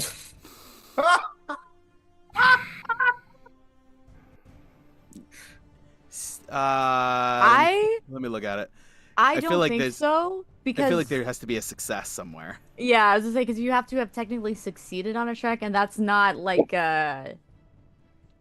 It's not a Succeeds success on an fail. attack. yeah, Correct. it's not This is like a just a- success fail roll. Just a Hmm. placement. Yeah, I'm going to say no Okay. for this one just because there isn't a Oh, tangible success. 20. Unfortunate, ask. although well lawyered. I appreciate it. All right, so up first we got Ivor Riss. Did you guys have a combo that you would like to do, or are you guys acting simultaneously, separately but simultaneously? Riss, would you like to do a bullet bloodshot? A bullet bloodshot? I don't know what a bullet bloodshot is, but that sounds cool. Yeah, you wrap your blood around my bullet and I shoot it. Could Well, I I? love that. Could I? How far away? How far away from Ivor am I? Hold on. Like 15. Could I 10, put 20 feet. a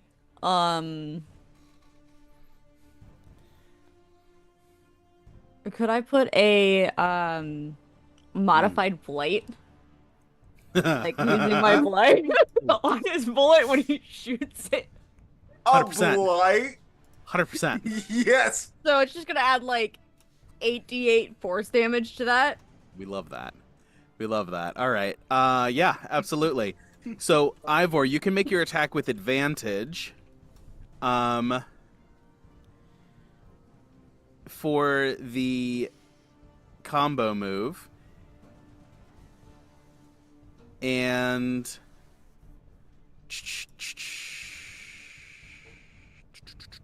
yeah, you can make your attack with advantage. And we will say we'll see how things go from there. We'll also say you can make it with advantage. And for this attack, your crit range is increased to a 19 or 20.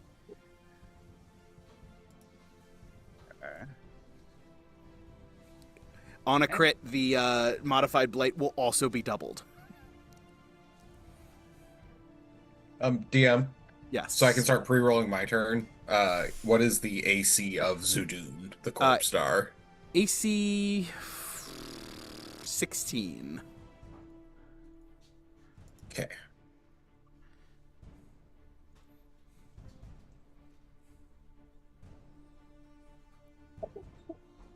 I got a 7 and a 16. 7 to on my 16. rolls. Bringing you to a total of... Yeah, I'm doing the math.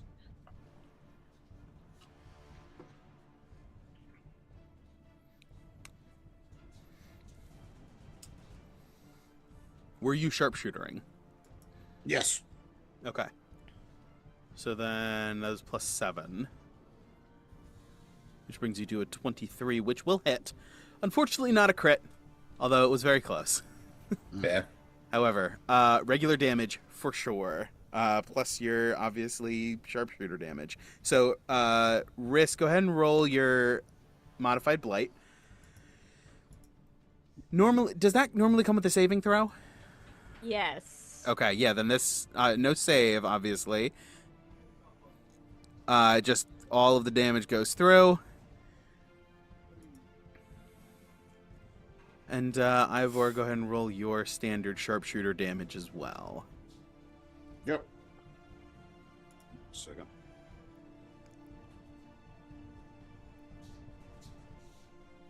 Oh.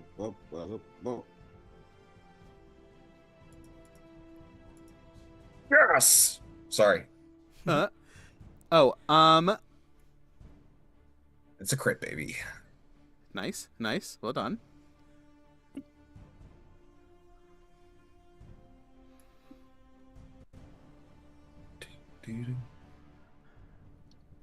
Okay, so we're gonna drop a second.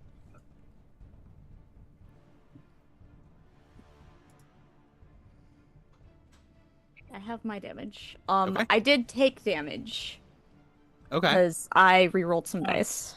Gotcha. Oh shit. And then how much... But I don't have any concentration, anything up, I don't think. And I would have activated Blade Song with my bonus action, with my staff. Yes. Bonus action Blade Song.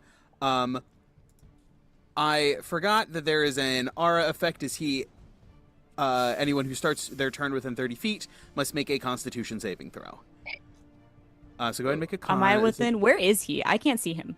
He's that green thing. He's in the Oh! center. Yes. Oh, okay. So the So darker he like green... barely fits in the circle. Yeah. Homeboy's big. He's the darker green square is anyone within that does not get the benefits of the cover. The lighter green square is his reach. So Ivor, you would be just on the edge of his reach. He can still hit you with a melee. Okay. Do I You said a con saving throw? Yes. But your question, do I have any added bonus to this damage? You rolled it on D&D Beyond, so that is all already calculated in. All right. Now, your damage will be combined with Riss's damage on the bullet. I do have that number, by the way. Go ahead and give me. It's 45. Woof. Nice. Ooh, nice. And Ivor, how much damage did you do on your hit? Really good on the roll. 32. 32. Gross. That's 2 big hits. And Ivor, I also need a Constitution saving throw. Yeah, I've got mine. It's a 21. 21 is just going to succeed. That's scary. I have a plus 10 to my con saves. Actually, since you are Hint of Undead, you have advantage, which you would succeed on. Because undead are immune to the aura, so I'll give you a slight bump. Sarah, you will also have advantage on this aura. So Zizotto is fine. Every turn. Zizotto is fine, yes. But yes, so Riss, with a success, you will take half damage, 10 necrotic. Ivor, Constitution save?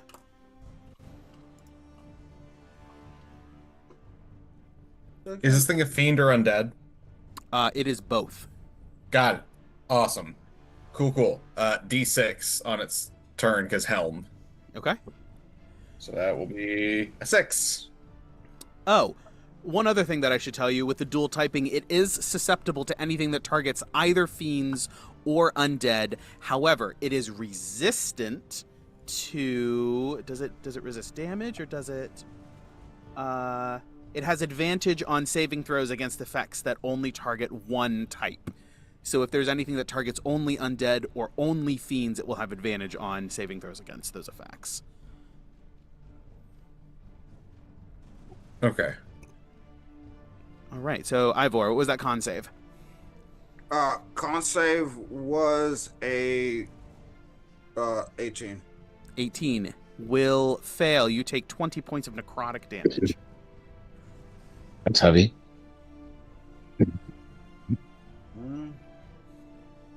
18.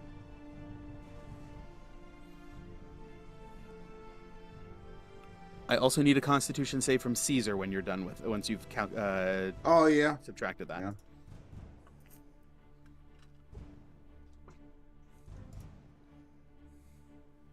Wreck.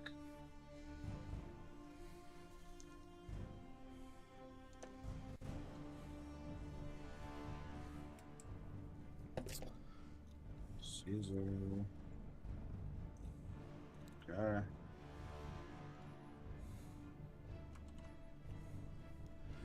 All right. And then Gawain, you said how much damage top of its turn? 6. 6. That's Okay. a fail. Fail. He also takes 20 points of necrotic damage. Okay, so that's...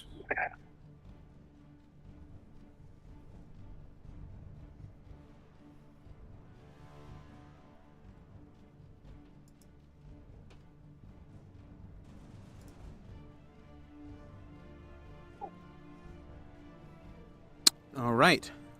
So that is Cesar, or that is Ivor and Riss. Either of you guys moving, slash is Cesar moving?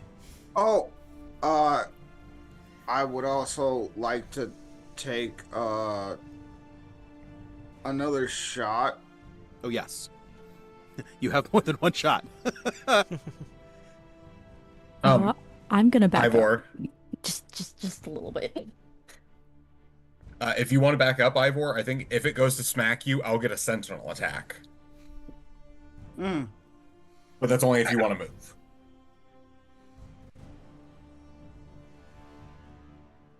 That'll be nice.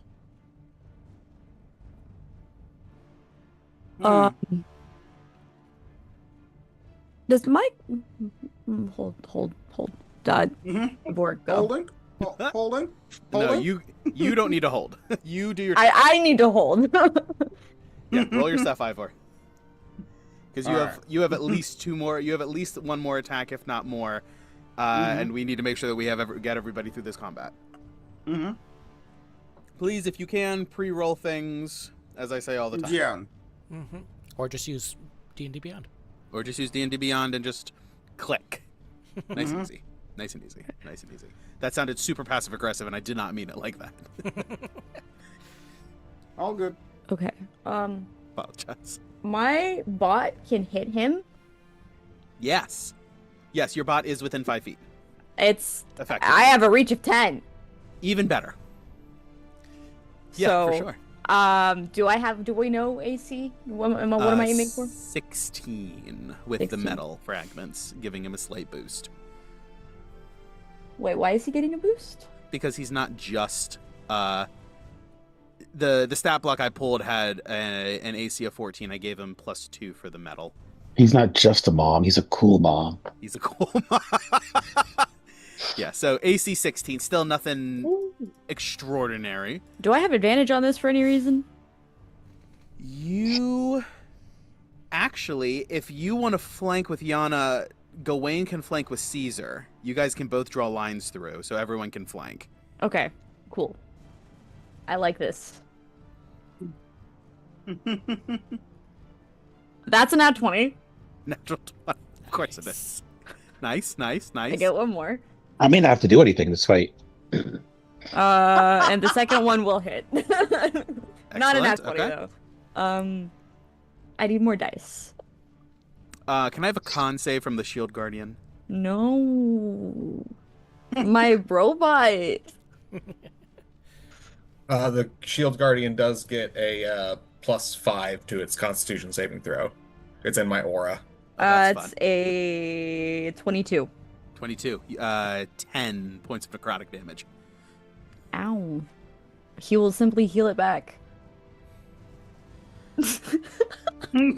He will simply heal it. I'm gonna say he doesn't heal it this turn. That would have happened before the damage. Because he would have started his turn and then made a Constitution saving throw. So Okay, he'll heal it okay. next time. Okay. I will acquiesce that. Yes, that's fine. Okay. I need to roll some dice. Give me two moments. All right, Ivor. While you're doing that, other attacks from Ivor. At least one more. One more? Well, I mean, it's up to you. You know your character better than I do. I know that you have extra attack. I don't know how much extra attacks you're going to do because I know that you have a lot of stuff. You could unleash Oh. Incarnation for an extra attack. Ivor, did he or use your second attack yet? So the second attack was okay. So I do see it here in the game log. Mm-hmm. Second attack was a 14, which will miss. Mm-hmm. Unless you wanted to you have a lot of stuff at your disposal. So Yeah. That's Echo. all right. So then you're taking an incarnation shot after that. Yep. Is that what I'm hearing? Okay. 20 will hit. All right. Go ahead and roll damage. Damage incoming. Good. Income. Is it gonna do the thing? Hello? There we are. I see it coming. Good. Youch. Okay.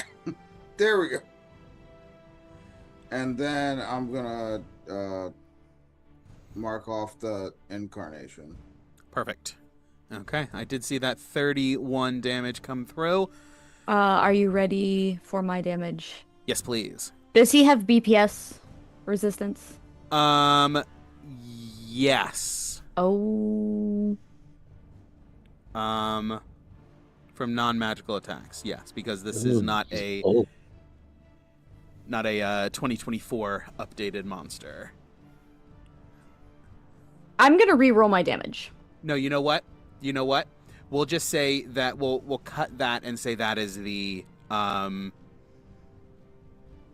weakness for the damaged construct.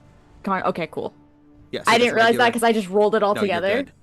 So that'll be a combination. It's 41 damage, bludgeoning, and force. Okay. from the robot, from my Ouch. shield boy. We've got a lot of damage coming in I on this actually guy. rolled really bad. I Oh, rolled boy. really bad.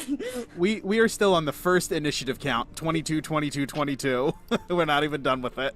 And this guy is already bloodied. Yeah, like I said, I'm not going to do shit this fight. And I'll throw a blood curse of exposure in there, amplified. Is that a reaction? That's a reaction Oh, boy. to remove any. Well, let me actually read it. Where did it go? It was just here. Blood curse of exposure. That's blooded agony. Okay, I'm losing things all over the place. I love this. There it is. When a creature you see within 30 feet of you takes damage from an attack or spell, you can use your reaction to remove any damage resistances dealt by the triggering attack or spell, including the triggering effect. This lasts until the end of the target's next turn, but I'm amplifying it so the target loses any damage immunities dealt by the triggering attack or spell instead, but has resistances to those damage types until the end of its next turn.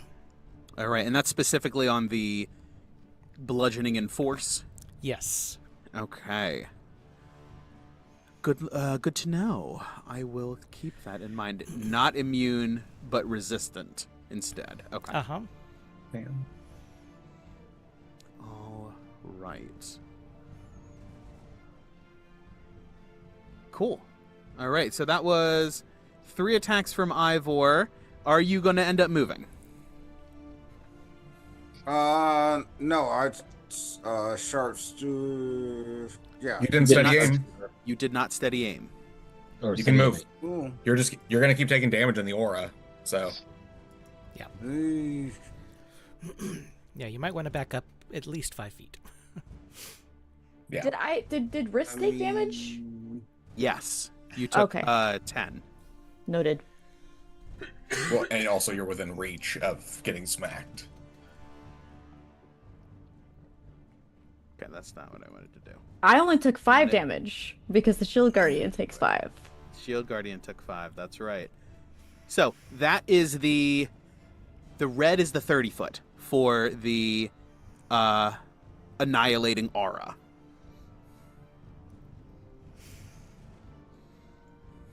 So Ivor, you are no longer in range of his melee. However, you are still in range of his annihilating aura. We cannot see the red. Or at least I Cannot can't see the red. see the red. I can't see it either. I didn't put it to be seen. That is my There bad. you go. Oh, shit. I'm in that aura too. Ah, fuck! So is wrist. Yep. Everybody. You can run is outside in of it. the aura. Fuck! Not Yep. during my turn. Oh, Richard, not well, I mean- until my turn, I mean. So yeah, you got. What's your movement speed? 30? Oh, wait a second.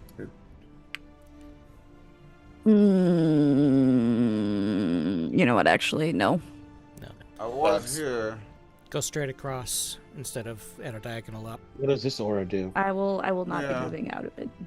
So the red is the aura for the necrotic damage at the start of your turn. Mm-hmm. Oh, I thought that was what the other one was. No, that one is his reach. He has Got 15-foot melee reach.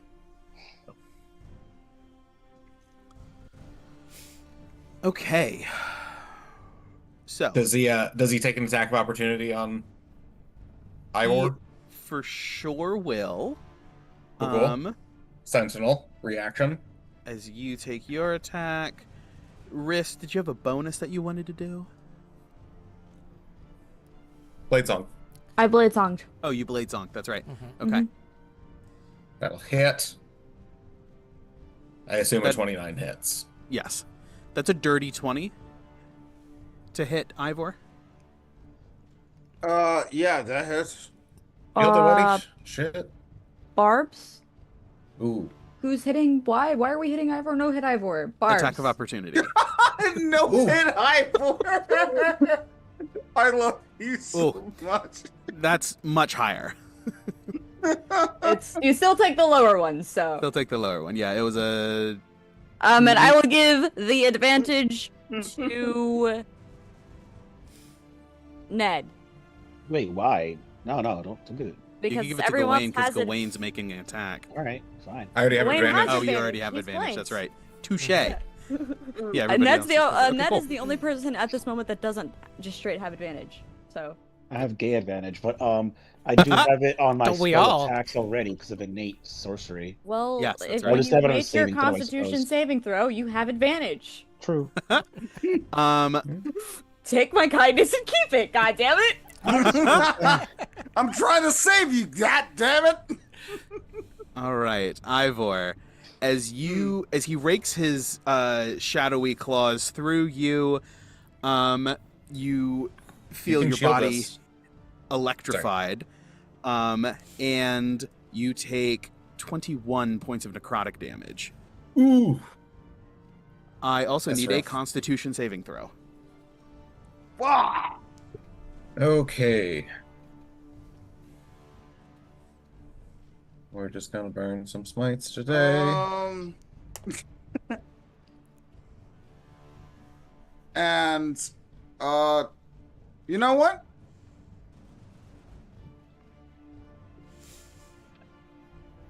Look at that. For what? You said they hit me, right? Yeah, no, we've already moved past that, unfortunately. If you're going to use shield or a lucky point, I am very careful to clarify if it does that hit. When you tell me yes, it does hit, that's sort of stepping us past that. So, unfortunately, if you wish to use a lucky at this point, if you wish to use a lucky point on your con save, you may do so. But the attack has already been adjudicated to hit.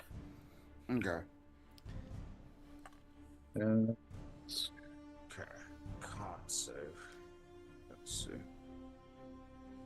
How do I always roll below the average damage? I should just take average damage instead of Ooh. doing the roll damage. That's pretty decent. 16. On the 16. die. Oh, okay, on the die. For a total of. Yeah. I gotta look that up. let's get this 5. This will be 3d8. No, first level, so it's 4. I think it's still only like +2. Your No, you con have a plus- save is You have like a plus 8. 8. Yeah, your con save is +8, so that brings you to a 24, which will succeed. You still take the full regular 21 points of necrotic damage. However, your maximum hit points are not reduced by that same amount. Okay. So that's pretty. It's not a good time, guys. Zudun the Corpse Star wants to kill you. It's not doing a Alright. great job. It's killing it. It's dying pretty quickly. Okay. I mean, it's called a corpse star for a reason, so. Riss has gone. Ivor has gone. Gawain is rolling his attack of opportunity. Oh, I have that already. Sorry, it's 31 points of damage. 31 points. Do I need to of separate out? damage. Do I need to separate out fire damage? Actually, Yes. How much of that was fire? 5. So take 2 points back. 2 points back. Okay. Doesn't love it. Still looking not great. Let me recalculate my damage from my turn then, because if it has resistance to the fire damage, then that'll change my numbers a touch. All right, that is fine. It is Zudun's turn, and he is going to use reach out with a one long black taloned finger. As all of this is going on, Gawain's impact hits as he's already reaching out toward Riss. Part of the initial hit. I need a wisdom saving throw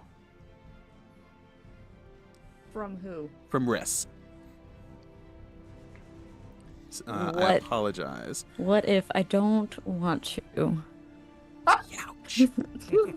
Ouch. Do I have advantage on this for any reason?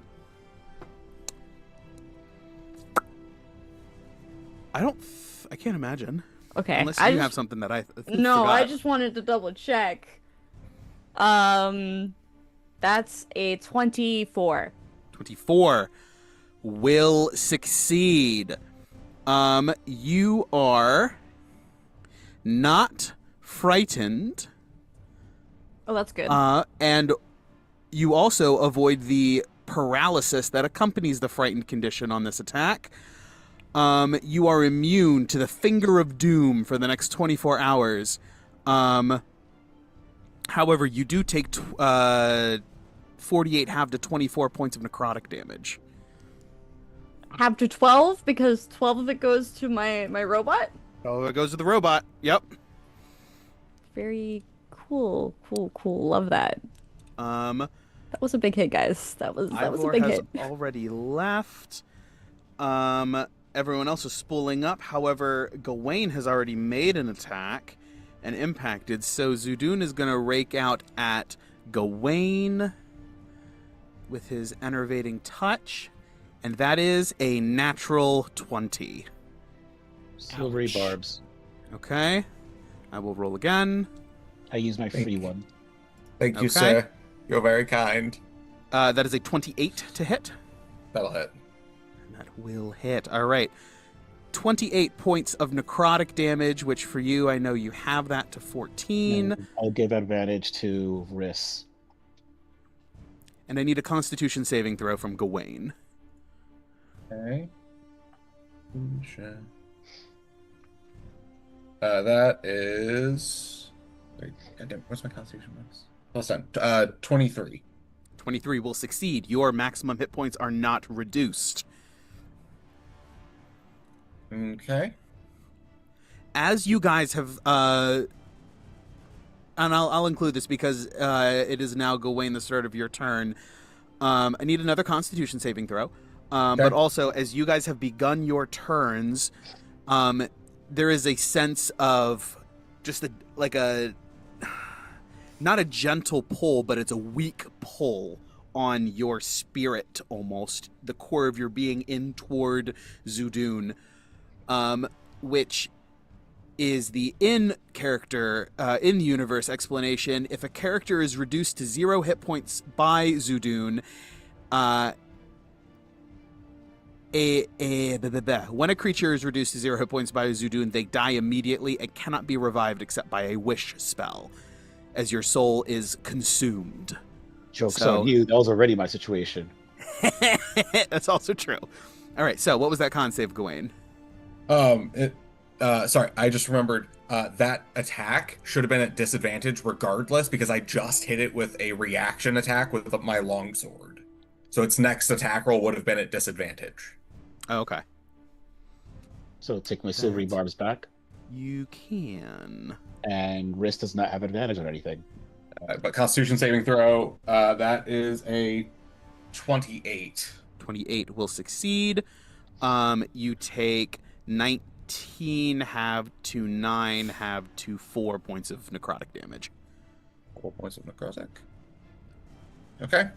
And it's your turn. I also need one for Orion. Oh, okay. Natural 20. All right, he takes Oh, 9 boy. points of necrotic. Okay. 9 points of damage. Okay. Cool. As the disintegrating aura, I guess. What did you call it? The annihilating aura. Annihilating aura. It probably feels a little similar to that time I had to go wrench Riss's soul from the afterlife, like when I was disintegrating Wolverine style. Yes, very much so. I'm just going to Orion's going to let out a roar and bite down, and I'm just going to basically the star or the nebula that normally surrounds me during like Spirit Guardians or things like that. I grab it with the sword, almost like a cotton candy wand, and I slice across Zudun with a natural 20 on my first attack. Nice. With a second level Shining Smite and a third level Divine Smite. I did between on that one and the second hit, it was 130 points of damage. Lovely. And Orion did 11. Sorry, so 141. 41. Oh, as So this that's on a lot of smites and a nat 20. massive hit, you carve. You're mounted on Orion, and with it walking in, effectively standing in a trench, you are more or less eye level with it. Your eyes are eye level with it, and you massive uppercut, just arcing across, laying it open. It screams and roils backwards, catching rather than like catching itself, it hits the barrier of the magic circle, which and it sort of counterbalances, and it steps forward again, obviously maintaining its footing, but massive hit. It went from bloodied to almost to nearly dead. But yeah, that is Gawain's turn. He just goes in for that and goes into a defensive stance, ready to strike again if he drops his defenses. All right, Yana, top of your turn. I need a Constitution saving throw with advantage, please. Okay, with advantage. Con save with advantage. 27. 27 will succeed. You only take 10 points of necrotic damage. Is that already halved, or is it? That is, 21 halved to 10. Okay. Got it. Easy enough. And now I'm going to have some fun with this haste. First off, bonus action, Blood Curse of Bloated Agony. Ooh, lovely. Okay. That's, what's the word? Amplified. So it lasts for a full minute. And then, excuse me, I'm going to start off with 2 predatory strikes. So the first one is a 28 to hit. And let's see. That'll do it. Damage is 9 slashing and let's see. And 3 fire. Okay. Second one is also a 28 to hit. Okay.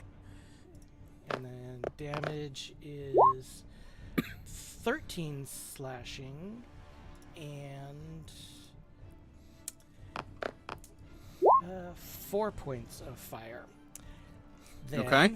for my third and final attack, this is where the fun comes in. I'm going to use Vengeful Blade. Oh, now is where it comes in. Okay, Yeah. lovely. Now is when it happens. Vengeful Blade. So I take an attack with Fenris Sulfur. Mm-hmm. Natural 20. Natural. Oh my gosh. Okay. So that is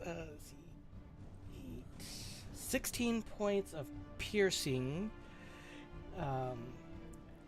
plus, I forgot to do the d6, plus 5 points of lightning, plus 8 points of necrotic. Okay. It is immune to necrotic, which I think is the only thing that saves it. Wait, didn't you do a blood curse that got rid of that? I was bludgeoning and force. Yeah, only on the triggering attack. Yep. Gotcha. But if the target makes an attack or casts a spell before the start of my next turn, it takes 1d8 necrotic damage and the spell ends. but also the blood curse of bloated agony. One anything more than one hit, and he's gonna take some damage, and he's got disadvantage on strength and dex, I think it was. But if it's Something. necrotic, he won't take it, right? No, Yeah. unfortunately he is immune to necrotic. So, Yeah. but well played as always. We're in single digits. Ah man, Ned, bring That us was home. fun. Do I need to make a con save first? Yes, you do. With an advantage because of risks. Okay. Yes. 28. That'll do it. You take 18 half to 9 points of necrotic damage. And he's on single digits? Yes. He is. Parts of the armor are like drooping and like getting pulled back up, or parts of the construct that are being worn like armor being pulled back up, and like almost like heavy gases rolling across the ground from these wounds that have been inflicted. This dark smoke just sort of like flows heavier than air across the ground and dissipates in the grass. Apart from necrotic damage, you know it's immune to, what damage have I observed that it's resistant to? It is resistant to fire. And I believe that is the only other thing that has come up. Did the lightning go through just fine? Oh, no, lightning was also halved. I forgot that there was lightning damage in there. Has anyone That's tried fine. psychic or thunder? Neither of those have been tried.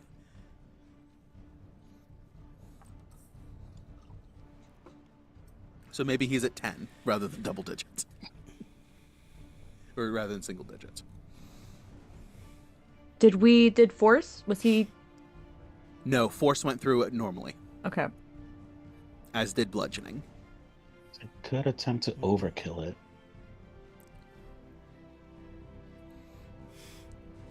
Just go for it, dude. Can you give me a dex save at disadvantage? Sure can. Because I am gonna heighten this. You're gonna go through. So it needs to be 20. It needs to be a 21. That is a natural 20 and a natural 1. Wow, the two extremes. Uh-huh. So you're gonna take the full force of disintegrate. Oh, boy. Bye.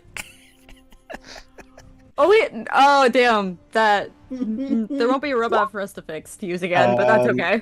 74 force damage, Yeah, ouch. but it's also disintegrated. It is also disintegrated. It hits, and how do you want to do this?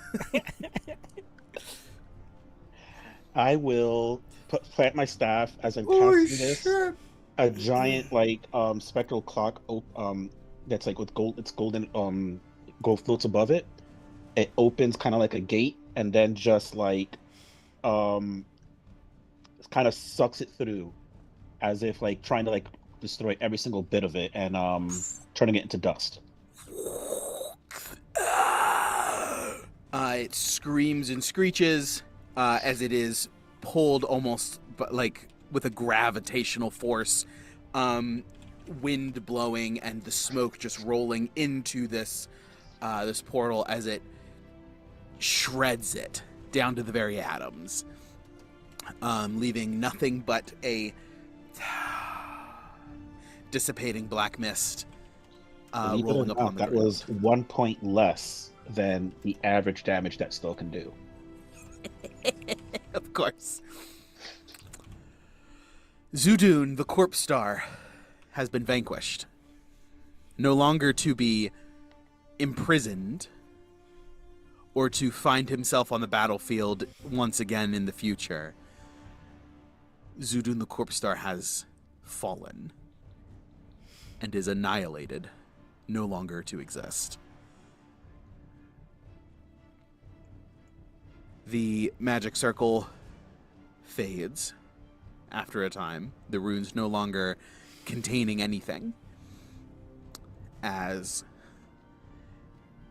you guys all sort of recover and you feel that weight on your soul just sort of like a like somebody was pulling on your shirt and you were fighting against it, and then they suddenly let go, and you almost have to take a half step back to brace yourself.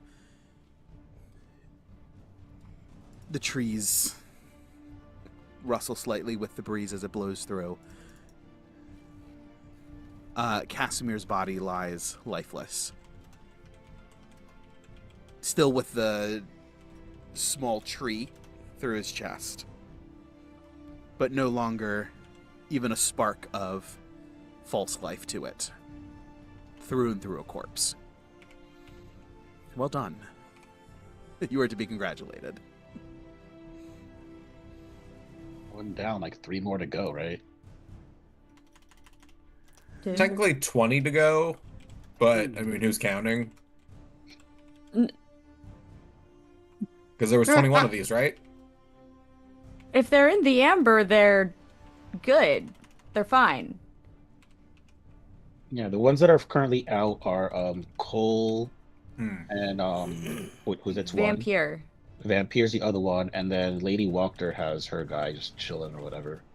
Yes. Is he We out? also have I thought she was He's not out. starting to form a connection, but as long as she stays away from the Temple of Amber, she should be fine. and then we have that guy whose head keeps getting cut off. Yes, that's true. Oh, you this was before Riss.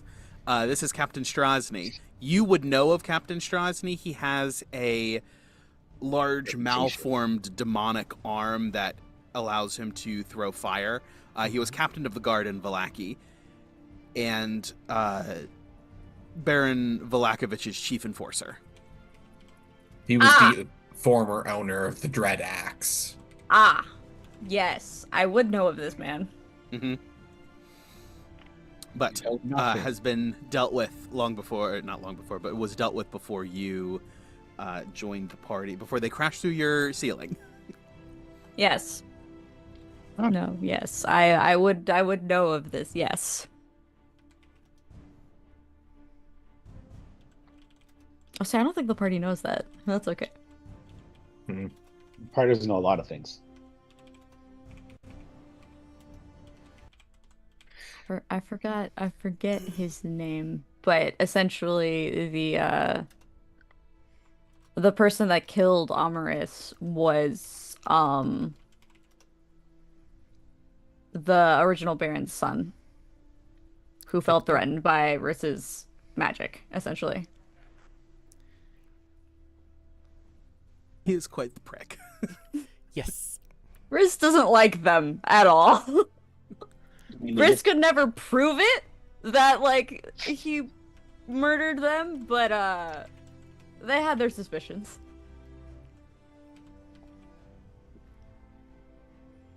Right. But yes, with this victory in the bag, where to, oh intrepid heroes? Try to adopt some children, or get them adopted, I suppose. That's what you typically do when you destroy an evil, right? Go get children adopted. Oh, I Is the thought we natural were reaction. going. I thought we were going to go to the lake. We should be returning to Vallaki now that we have taken care of the issue. Yes. For all we know, Strahd brought the other 2 bodies. We just have to do it again. Do we still have a body? Is Casimir's body still there? It is. The corpse is now fully and truly a corpse. Can we? Where did Casimir? Where did he live? He lived East. with the Vistani I to mean, the south of Vallaki. Could we return his body to them? Would that be a good thing for us to do? Did he consider himself Vistani, or was he just chilling with them?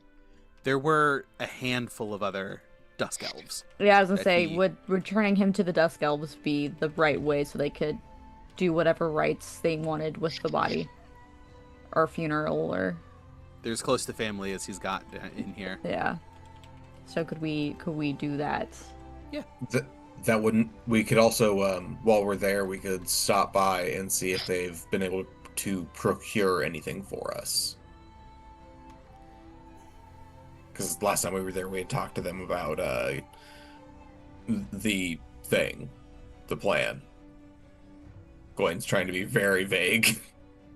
Well, you're not in character right now, right? Are you? That was all character. But Out of character, what thing are you referring to? Just to refresh my memory. Oh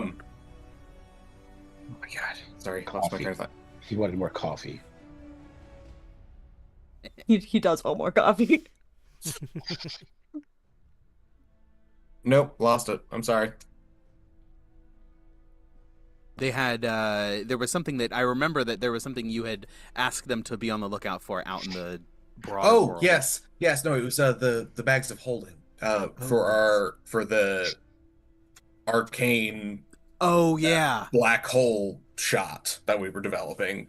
Also, just to see if they have anything useful that that we, because like, for instance, like we could definitely, if we could, upgrading Ivor's armor would probably be a good idea. Like if we can, like getting him just a nicer breastplate. Yana, do you wear studded leather? I forget. No. Oh, no armor? Oh no, I've got armor. It's medium armor now. Oh, that's right. You got that. You got that super dope undead half plate. Uh-huh. Okay. Yeah, so getting Ivor something better so that he's not getting hit as much would be pretty useful, just if they have it. All right. Yeah. So you guys journey rather than to the gate to return into Vallaki, you journey through the forests to the Vistani encampment just outside of the walls. It is a quiet enough journey. It's easy enough to move quietly enough to avoid detection, as these forests were the closest to the center of the valley, and as such were not reconstructed upon Strahd's return into some horrific nightmare version of themselves. As you guys approach the Vistani encampment, the first thing that you notice is that it is markedly empty. The Vistani are not present, their wagons are gone. The only remnants are the Dusk Elves. The Dusk Elves in their few tents. These guys are out, presumably on the whatever material plane, wherever else there is, possibly looking for what you guys have asked for. Okay. I would say, is this normal, like, for them to, because they're wanderers, they leave? Okay. Yes. Not Yes, necessarily anything to be concerned about, like... No. Legend states that Strahd and the Vistani have a very unique relationship where he has granted them free reign to come and go from his realm as they please. Yes. So you would suspect that they are simply traveling on it outside of Barovia at this point. Cool. Then I guess we will proceed with bringing the body to the remaining Dusk Elves. Does he still have the tree in his chest? No, I took that out. Yeah, Okay. no, we would have tried to make the body as presentable as possible. Probably Clean up. As respectfully as Yes, possible. Yeah. If you'll allow it, I'll spend a couple points of lay on hands to Not just like allowing it. close the gaping wound in his chest. I said I'm not allowing it. What are you doing? Absolutely not, Cassius spoken. Yes, I don't know. I will also I also would have cast a gentle repose Mhm. on the body as soon as we had the moment to. Is that a ritual spell? You just happen to have that. Yes. It's a ritual spell that I happen to have. I meant All of the above. prepared. Yes, it's I don't have to prepare it because it's a ritual spell. It's also in the Tome of Strahd, but I also am playing a wizard that has a unique stance on death. I just didn't Because- remember if it was ritual or not. I'm like, that's an interesting spell It to is. just have prepared. It for is ritual, yeah. But no, it is Mhm. also in the Tome of Strahd, so it's always prepared for me. That's nice. Gawain, if you want to spend 5 points of lay on hands, that would restore the body. Okay.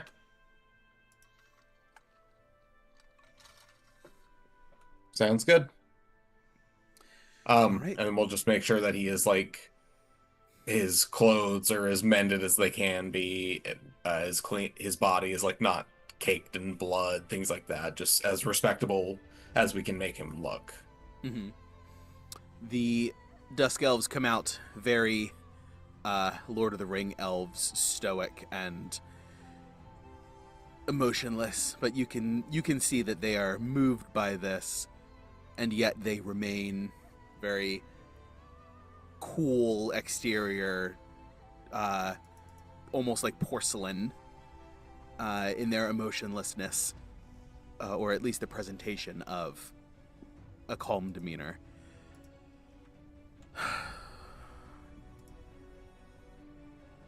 I cannot say that I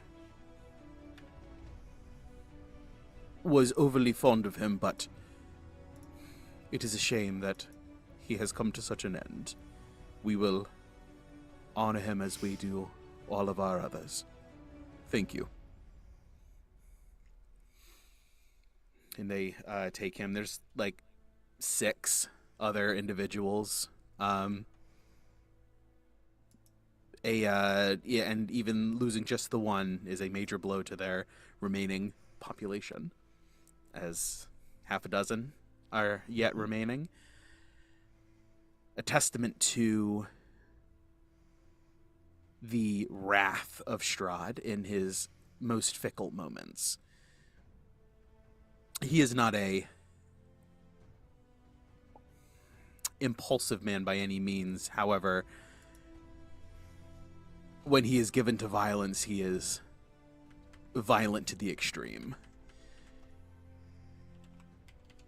These Dusk Elves, the fellow Dusk Elves, take Casimir's corpse and ferry it off slowly and almost ritualistically, ceremonially, to where they will continue the burial process to lay him to rest, hopefully, as a final moment. And that brings you back to the city of Vallaki. Then I just have a question Yes, go for it. that I definitely should have asked before we did funeral rites. Did he have a spellbook on him? He sure did.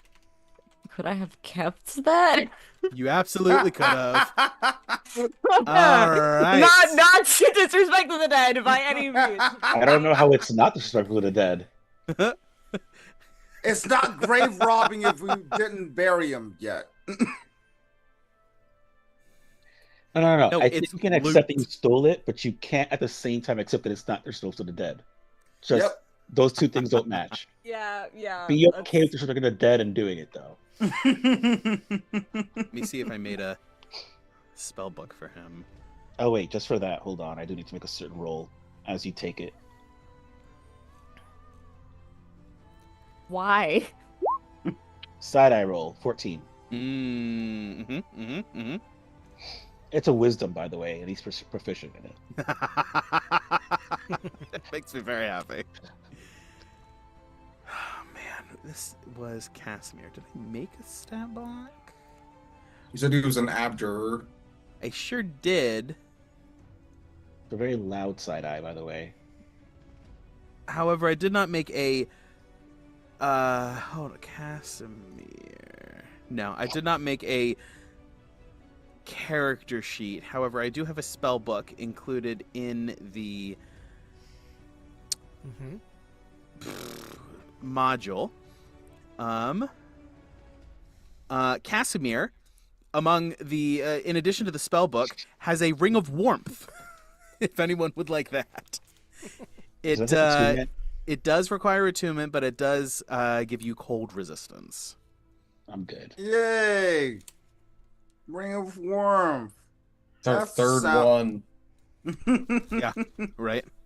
Is it even that cold in this area? Oh, there is that one place. All right.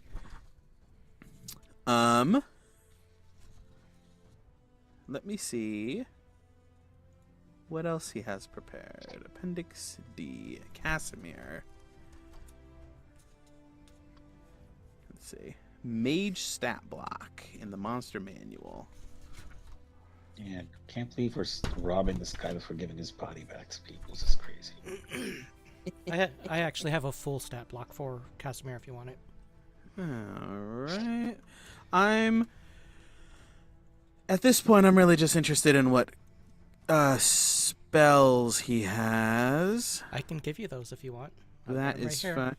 I believe I've copied in the story time. If there's anything that isn't listed there, you can feel free to add it. But at this point, it's listed there in story time for interested parties. The spells, just to go over them verbally: cantrips, firebolt, light, mage hand, prestidigitation. First level spells: detect magic, mage armor, magic missile, shield. Second level: misty step and suggestion. Third level: counterspell, fireball, fly. Fourth level: greater invisibility, ice storm. Fifth level: cone of cold. He also has arcane lock, comprehend languages, hold person, identify, locate object, non-detection, polymorph, protection from good and evil, and wall of stone.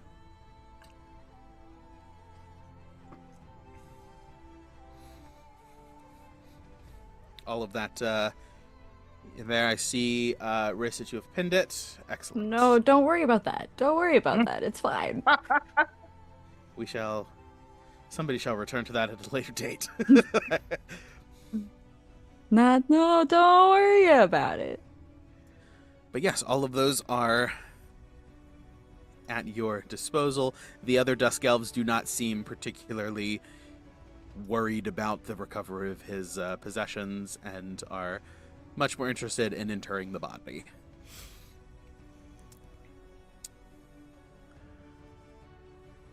Side eyes given, loot Riz? acquired.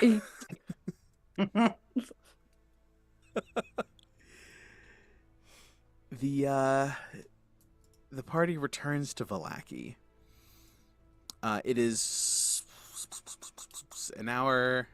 You guys spent an hour in the ritual, pushing it to 11, and then an hour coming back, 12.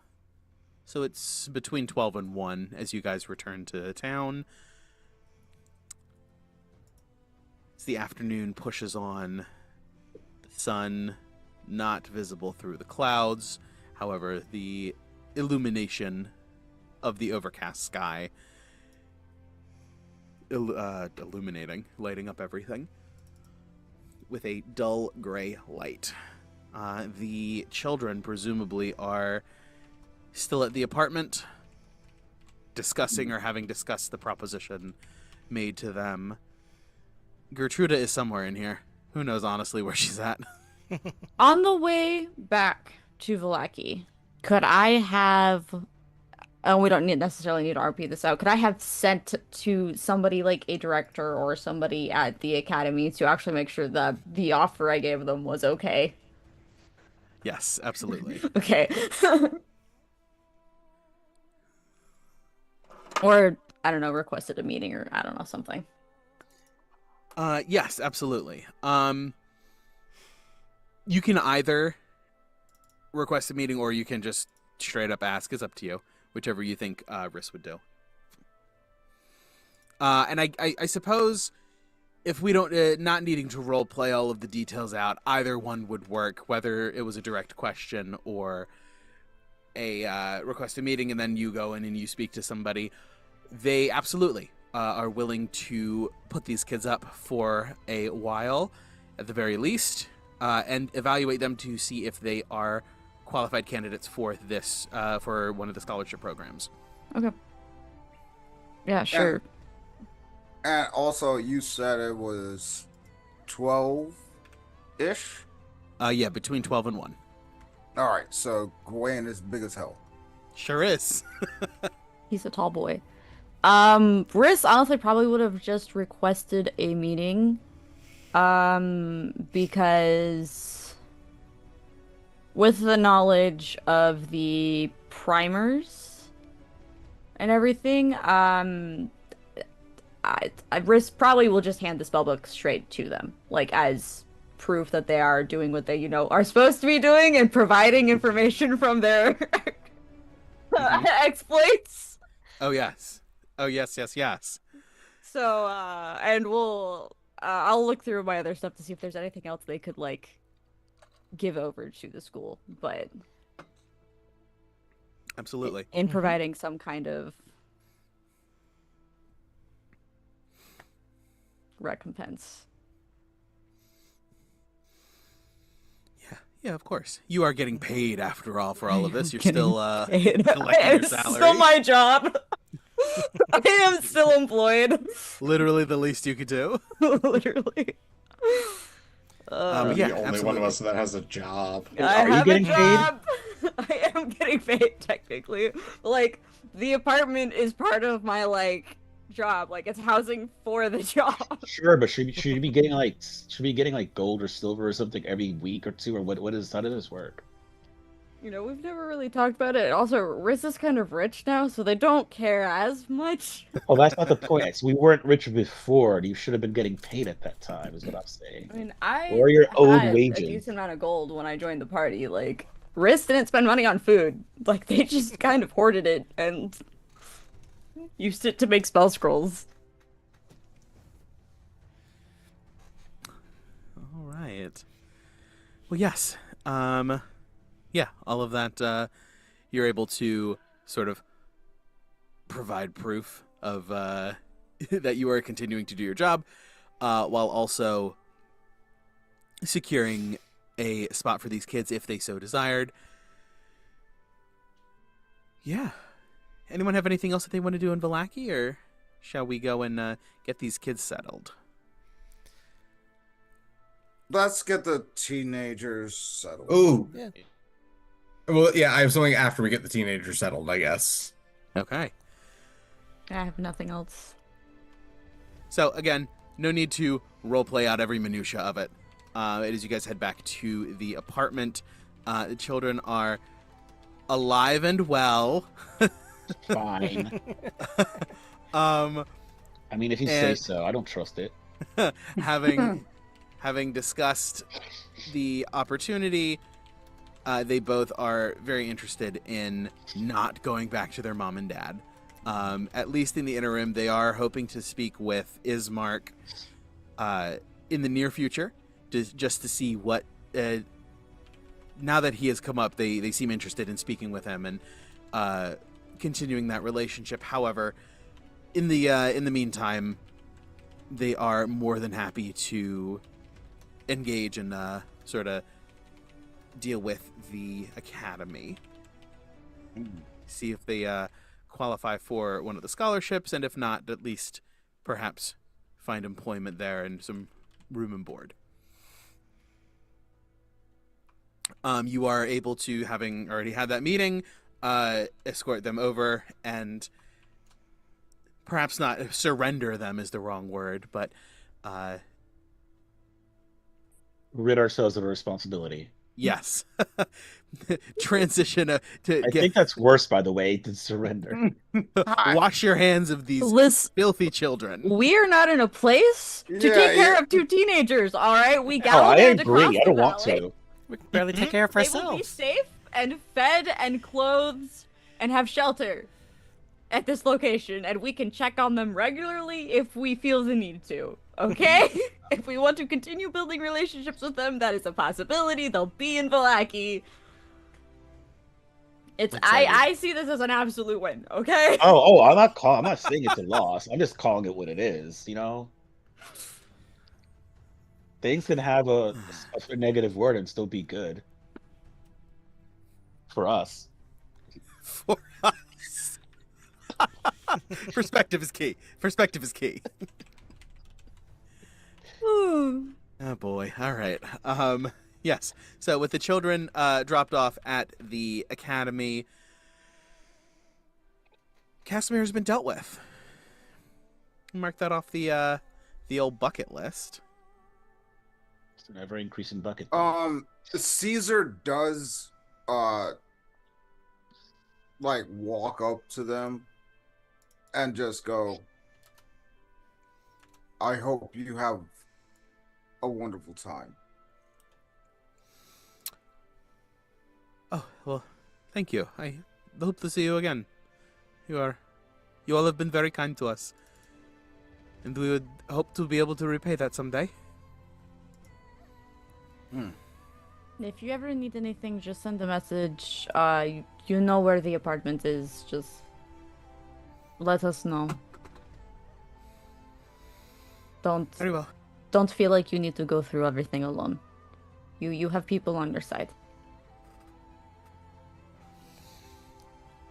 They everyone give me an insight check as they both sort of nod and thank you for all of your assistance. 13. Ned, you still have your D12, just to remind you. I have a 14. Well, I rolled a 4. I'm gonna roll my D12, and can I guide myself on this? Yeah, of course. 5 plus 2. A 6 for 10. 13. And a 4 for 14. 13, 14, 14. 18. 18. Yana, you got a 13. 13. 13, 13, 14, 14, 18. All of you guys notice that while they... Oops. Okay. While they sort of shake their head in agreement of like, thank you, yes, we will. It's... You see that same steely trauma in their eyes of like... They only take you at... they're taking everything with a grain of salt. That like, yes, you want to be helping, you want to be helpful, and you will try to be there for them, but it's going to be a long road to trusting again. However, those of you more prone to more optimistic tendencies are convinced that they'll get there and they'll find their way again. This was horrific and terrible, but nothing is insurmountable. The resiliency of the humanoid soul is unmatched. But with all of that, the children safely housed for the moment, Casimir dealt with, the only resident of the apartment other than your group being Gertruda. The valley is yours. What side quests / main quests tickle your fancy? Gawain did have one errand to run while we were out in town, because I think it's somewhere near the academy. Mm-hmm. I just needed to go to Alice. Mm-hmm. And actually, I wanted to take Riss with me after we were done at the academy. Yeah, of course. Okay, sure. Does Riss get to know why you're taking them with you? No. Okay. No. Absolutely not. Makes me so happy. Yeah, it is a quick walk to Alice's, where a couple of lanterns glow in the windows, and the keen of ear hears some movements and commotion coming from inside. Nothing untoward or unexpected, but signs of life and movement and activity. Knocking on the door, Alice comes and answers it, opens it up. Tiny little old Barovian woman that she is. Oh, Gawain, and you've brought a friend. Come in, come in, come in. I have that, I have your item ready. Ah, yes, thank you. I was hoping you would. And she I was going to say totters off, but she's quite limber, as her arthritis no longer afflicts her. And she moves, almost gliding, still reveling in this lifestyle shift, and returns with a large box, with a nice bit of ribbon tied into a bow on the top, and presents it to you. Here you are. I'm sure that whoever the lucky recipient is will be greatly appreciative of the gift. Well, I was hoping that Riss might try it on in here just in case you need to make any alterations for sizing or anything like that. Oh, it is for you, my dear. You are going to love it. And she opens it up for you, takes the lid off, and produces... Gawain, what do we see?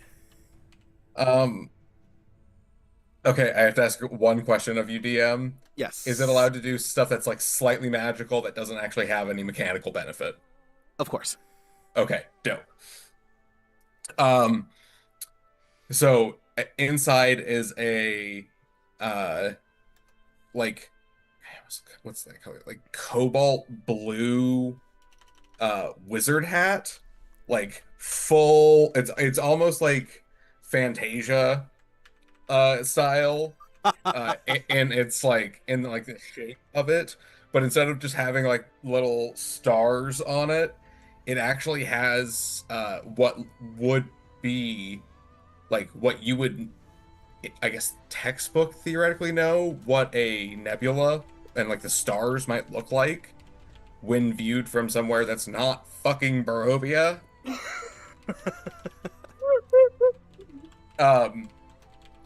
And it seems to shift ever so slightly. And I will go ahead and take it out of the case and place it on your head and grab a mirror for you. And as you look at it, that nebula turns a little bit... It's kind of like the ether from Thor, the Dark World, like that kind of texture, but it's like, but it's blood, and it just kind of dances in like helixes and different shapes in the background of this like nebula. So it's very much like a yeah, I'm gonna call this the Sanguine Nebula hat. Nice. But yeah, it just is very much a like a mixture of our two vibes and our friendship. I love it. That's really Chris cool. is just like, It reminds me of your IRL hat a little bit. yeah, my hat that I didn't wear today, but yes. They do not take it off. And they are kind of blushing. They've like the embarrassed like blush of like, oh my god, you got me a gift. I didn't get you a gift. And they're like, you try to like step away, and they just like give you a really quick hug. It blushes, returns the hug. Oh, how does it fit? How do you like it? How is everything? It is amazing. Your craftsmanship is exquisite as always. Oh, thank you. Thank you. I appreciate it. It looks like it fits well enough. Yes, yes. Some of my finest work. I will bear it proudly. As you should. Ooh, if you look at this, it also has a he like pops it up really quick, and there's a little like it's like a boonie cover kind of like drawstring thing, so like if we're in the middle of combat you can haul ass without it falling off. Nice, nice. I also added little ear flappies if you go anywhere cold. I know that you roam around, and sometimes perhaps you might go up the mountain. They just keep like messing with it and like adjusting like their hair, like just like messing around with it. They're just like, yes, I like it a lot. I'm very glad you like it. This makes me very happy. I love it a lot. All right. Well, with that ticked off the old to-do list,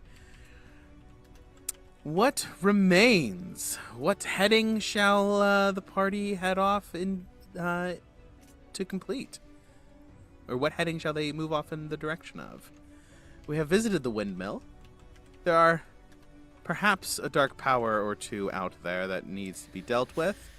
As I'm looking at the side quest board, defeat Strahd, obviously that's not a side quest, that's a quest, but meet with the werewolves, consecrate the Fey shrines. What do we need to meet werewolves for this time? To get them to move into the Old Guard HQ. Or the Order of the Blood Mage HQ. Yep. As part of it. Yeah.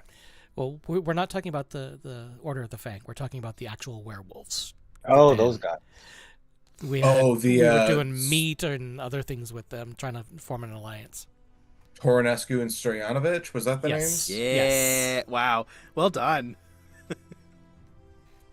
Yes, those are the two. Yes, and then Thomas Strahd, always more chapters to be completed.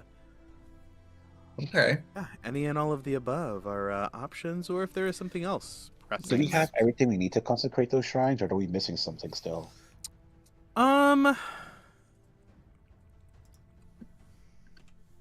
think there is as you guys consider this and weigh the options, the shrines, there's a fair amount of unknown elements in terms of what you would need to do exactly to reconsecrate the shrines. But also, the question remains of, like, who could possibly know this? So perhaps, well, you might be able to find someone who could probably give you a nudge in the right direction with a little bit more clarification. It's likely that you'd be able to figure it out on the fly as well. Did the bunker have any information on the Fanes at all? Along with Potentially. the dark powers?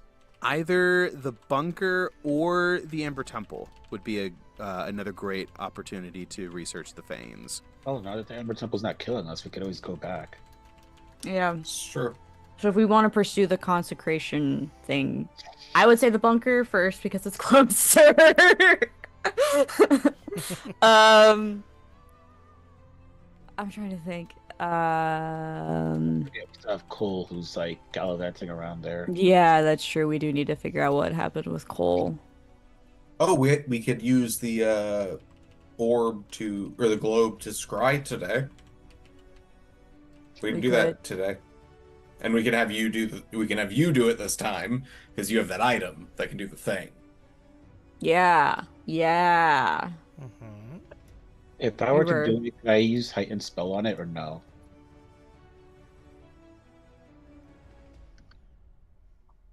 Casting a spell. That's interesting.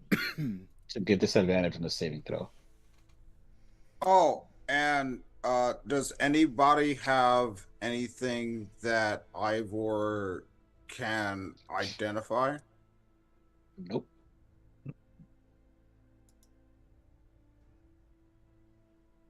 Let's see. I mean, if not, we'll just... If a magic item, yes. So, since you would be casting Scry, rather than it creating a Scry-like effect, absolutely, you could use meta magic. Okay.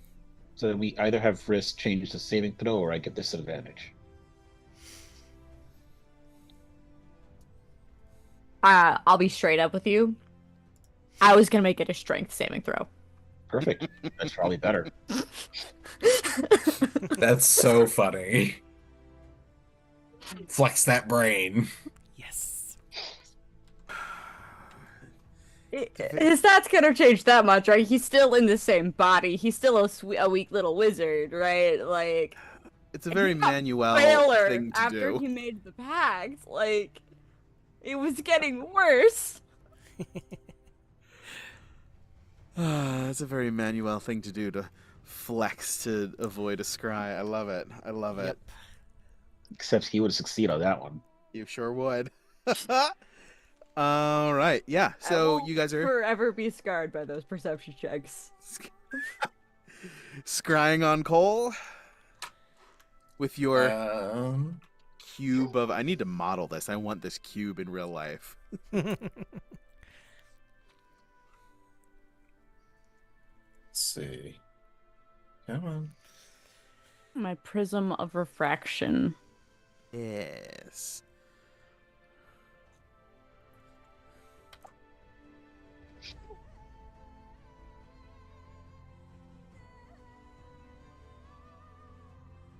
Okay.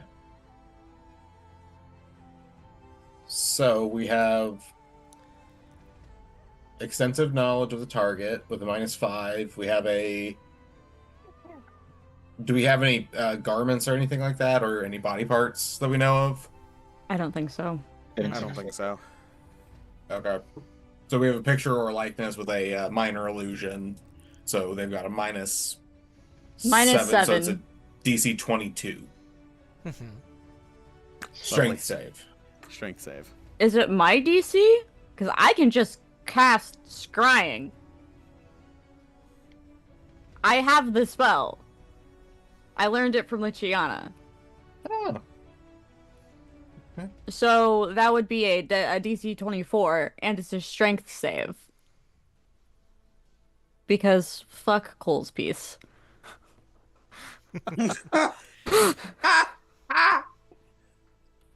Yeah. It's up to you if you would like to spend it's not a ritual, so if you would like to spend the spell slot to bump that DC a little higher, be my guest. Okay. What else am I gonna spend the spell slot on? Like 2 minutes later, since that's happened, so you didn't need that skill slot. Yep. My. I can get it back with a short rest. It's gonna attack us before you short rest that man. Yeah. Mm-hmm. You know I me. still have a 6th Here level I slot. come. I'll be fine. That is a terrible fail. Well, a good fail. I rolled a 2 and a 4. I don't. Regardless of what that bonus is, there's no way I have a +20 on a strength save. So yeah, as you scry on Cole, your vision, bright white, sort of resolves into colors and shapes. First, watercolor flows and details and outlines refine until you can see exactly what is going on. Cole and Bone Snap are Right behind us. right behind you. That would be perfect. It's right behind me, isn't it? They're right behind. They're right behind me, aren't they? We just see a behind shot of the group's asses. Hello. Gosh, where would they be? They would be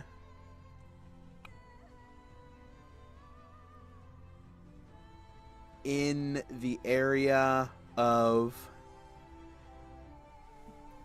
Give me a intelligence check, Riss. Flat? Yes. They're in one. Or survival. I know it's going to be intelligence. Guidance. Thank you. Yeah, we'll go with guidance. Flash Sorry. genius. No, Flash Genius. That's a great reminder. Thank you. I'll use one of my D6s that I have that I never use. Alrighty. With the flash of genius, that's a 4, right? +4? 5. 5. It's 5 now. That's a 25. 25. Very nice. You recognize this as the ruins of Berez, where Baba Lysaga's walking house once stood. As they are traversing the ruins, clearly looking for things, investigating, there's something that they're trying to find. They don't speak much. Mostly glances back and forth just to check in on each other. There seems to be, perhaps there, not a like- telepathic bond, but a oneness of mind as they search, almost like two halves of a pear. Which would Go lend ahead. credence to the idea that it was like, but one that's in two bodies, right? Yes, it Okay. definitely speaks to the synchronicity that there is there. To deal with one, you will be dealing with both of them. But just one Roomba or two Roombas? Just one Roomba. There's only one dark entity. However, they're both sort of puppeted at the moment by it. Or, at the very least, Cole has some sort of control over Bone Snap. Hey, quick question. What are the mechanics of putting a giant tree through his chest? Like, what exactly...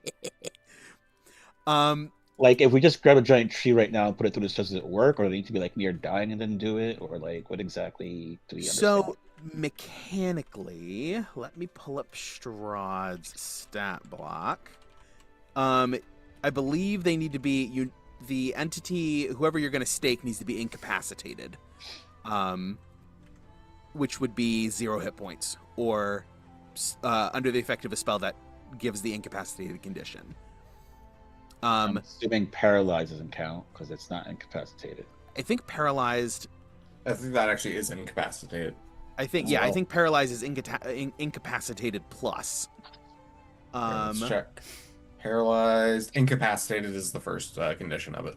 Yes, Okay. so if you can paralyze, then yes, absolutely, you can drive a stake through the chest. That would... Are we doing it to both of them, though, in this case?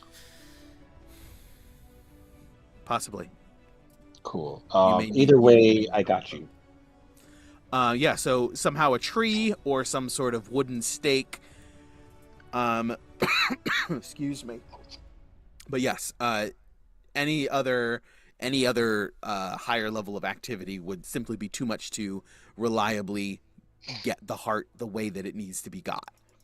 Bless you. Bless you. All right.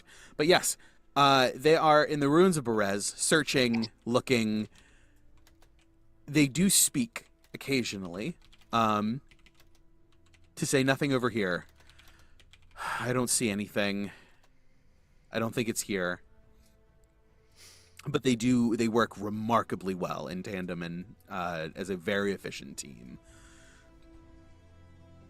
They search around through several buildings before they pause and just sort of scan around and reevaluate what, like, and just sort of look over everything. You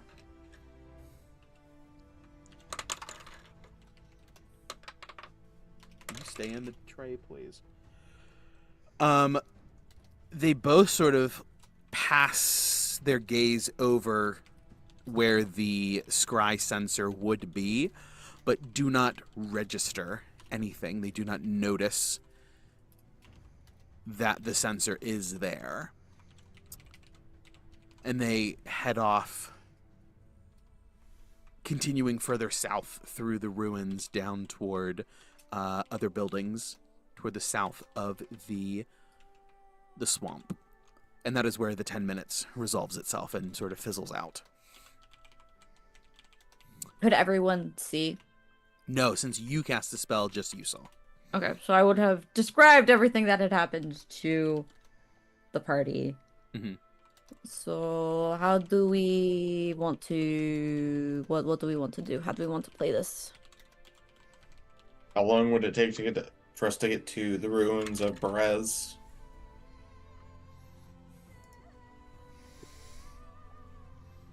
Let us see. Ruins of Berez.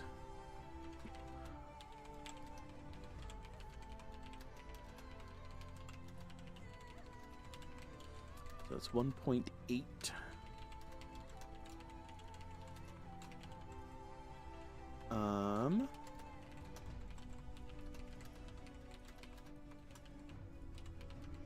plus another 5.4, 7.2, a little over 2 hours, pushing 2.5 hours.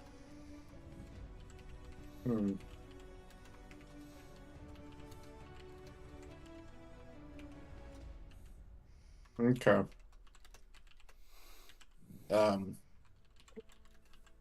We should take a short rest and then head out, I think. Just patch up our wounds, make sure everyone's good to go, and then full speed. Yeah. Sounds good. Yeah. We have the 3 mounts between the 5 of us, so that should be fine. And then we have Cesar and the Shield Guardian, who can both sprint infinitely because they are immune to exhaustion. Yeah. I was about to say Caesar is gonna repair himself, and then Ivor is also gonna repair him. Because he can only repair himself 3 times a day. You can also just mending him, Yeah. so he doesn't have to use his combat ones. Mhm. Because those are unfortunately, I think it's 3 or 4 times a day only. I think it's 3. I do believe it's 3. Yeah, it's 3 times a day. I couldn't remember if it was proficiency bonus or, because ours just went up to 4 not too long ago. Yes, that's right. Oh yeah, because of the update. Yeah. Does anybody want to put a spell in my guy? I'll put one in With his consent. if I can. Does it have to be 1 4th level spell, or can it be up to 4 levels of spells? 1 spell up to 4th level. I think we should probably have Ned do that. Well, Because you got more powerful spells than any of us, besides Riss. No, so yeah, but like, what would I put in that Risk can't? Is my question. That's a good question. I don't remember Fuck. your spell list, to be honest. Yeah. Slow would be useful. Oh, if I have slow. Let's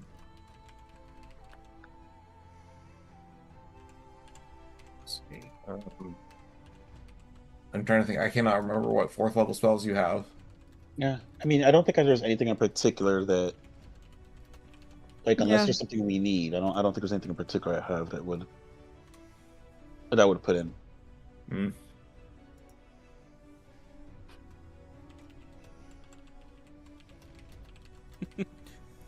You could have the Shield Guardian summon Construct. That would be funny. That would be hilarious. Just Modron comes out of its chest.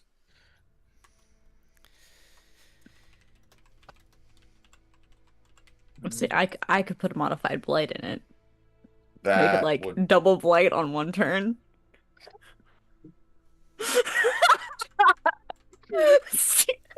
What level is Modified Blight? 4? Blight's a 4th level spell. Well, guys, it's been a good run.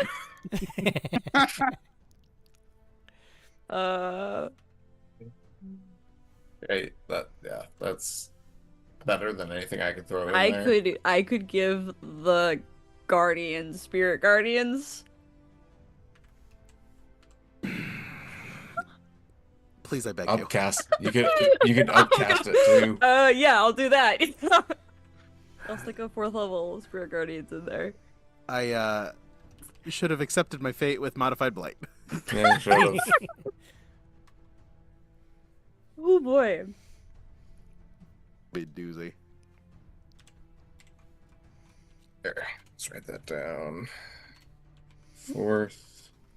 I'm not the only one who could do this. Like, anyone could put a spell in it. Like, that does mean that I'm not casting high level spells in this fight. But that's fine. I have most of my 3rd level slots, so we should be good. I was going to say, you are also short resting before headed out, so you will get I got a your- 5th level spell back because I need Okay. it for planar binding. Yeah. Oh, that's right. That's right. Yeah. You guys I are technically hoping to do could that. cast a 6th level spell, but do I have any 6th level spells? Actually, hold on. Because I could re-prepare. Okay. I don't. 18 hit points. Yeah, that's fine. Let's burn that board.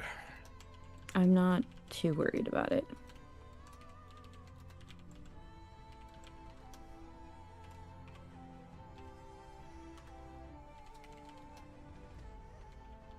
I can focus on other things during the fight.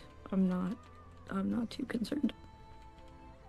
If you guys would like to take some time to think about and decide what you want to put in there, that is fine. We don't have to decide on it right now, as long as we figure out what we're doing by the beginning of next session.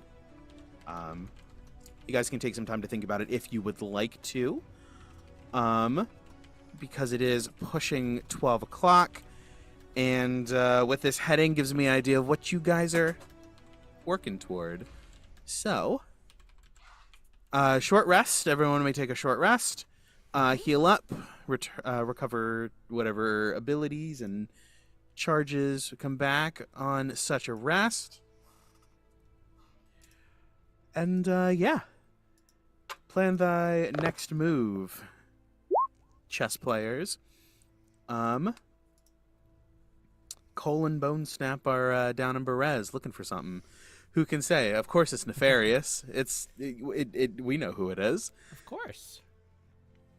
So, with that, I believe that is a great place to call it for this week, and we will reconvene next week. Yes. See what our intrepid heroes shall do. Oh boy! Don't forget to check out Myths of Gaea this Saturday. Yes. Ooh, that's this Saturday. This Saturday we will have a brand new player joining us this time. Ooh. Oh yes. Yes. I'm very excited. Now it makes sense. Yes. I get And to be the button pusher of this campaign. Uh-huh. Zero magic, zero brains. And then also keep an eye out for the RPG Storytelling store. We will be having more sales between now and Christmas, so keep an eye on those. And don't forget to get your 2026 calendar featuring all of our lovely characters. I do think I want to get that calendar to show off in my classroom. Big fan. Definitely. Yeah. Awesome. Yeah, keep your eyes open on the website.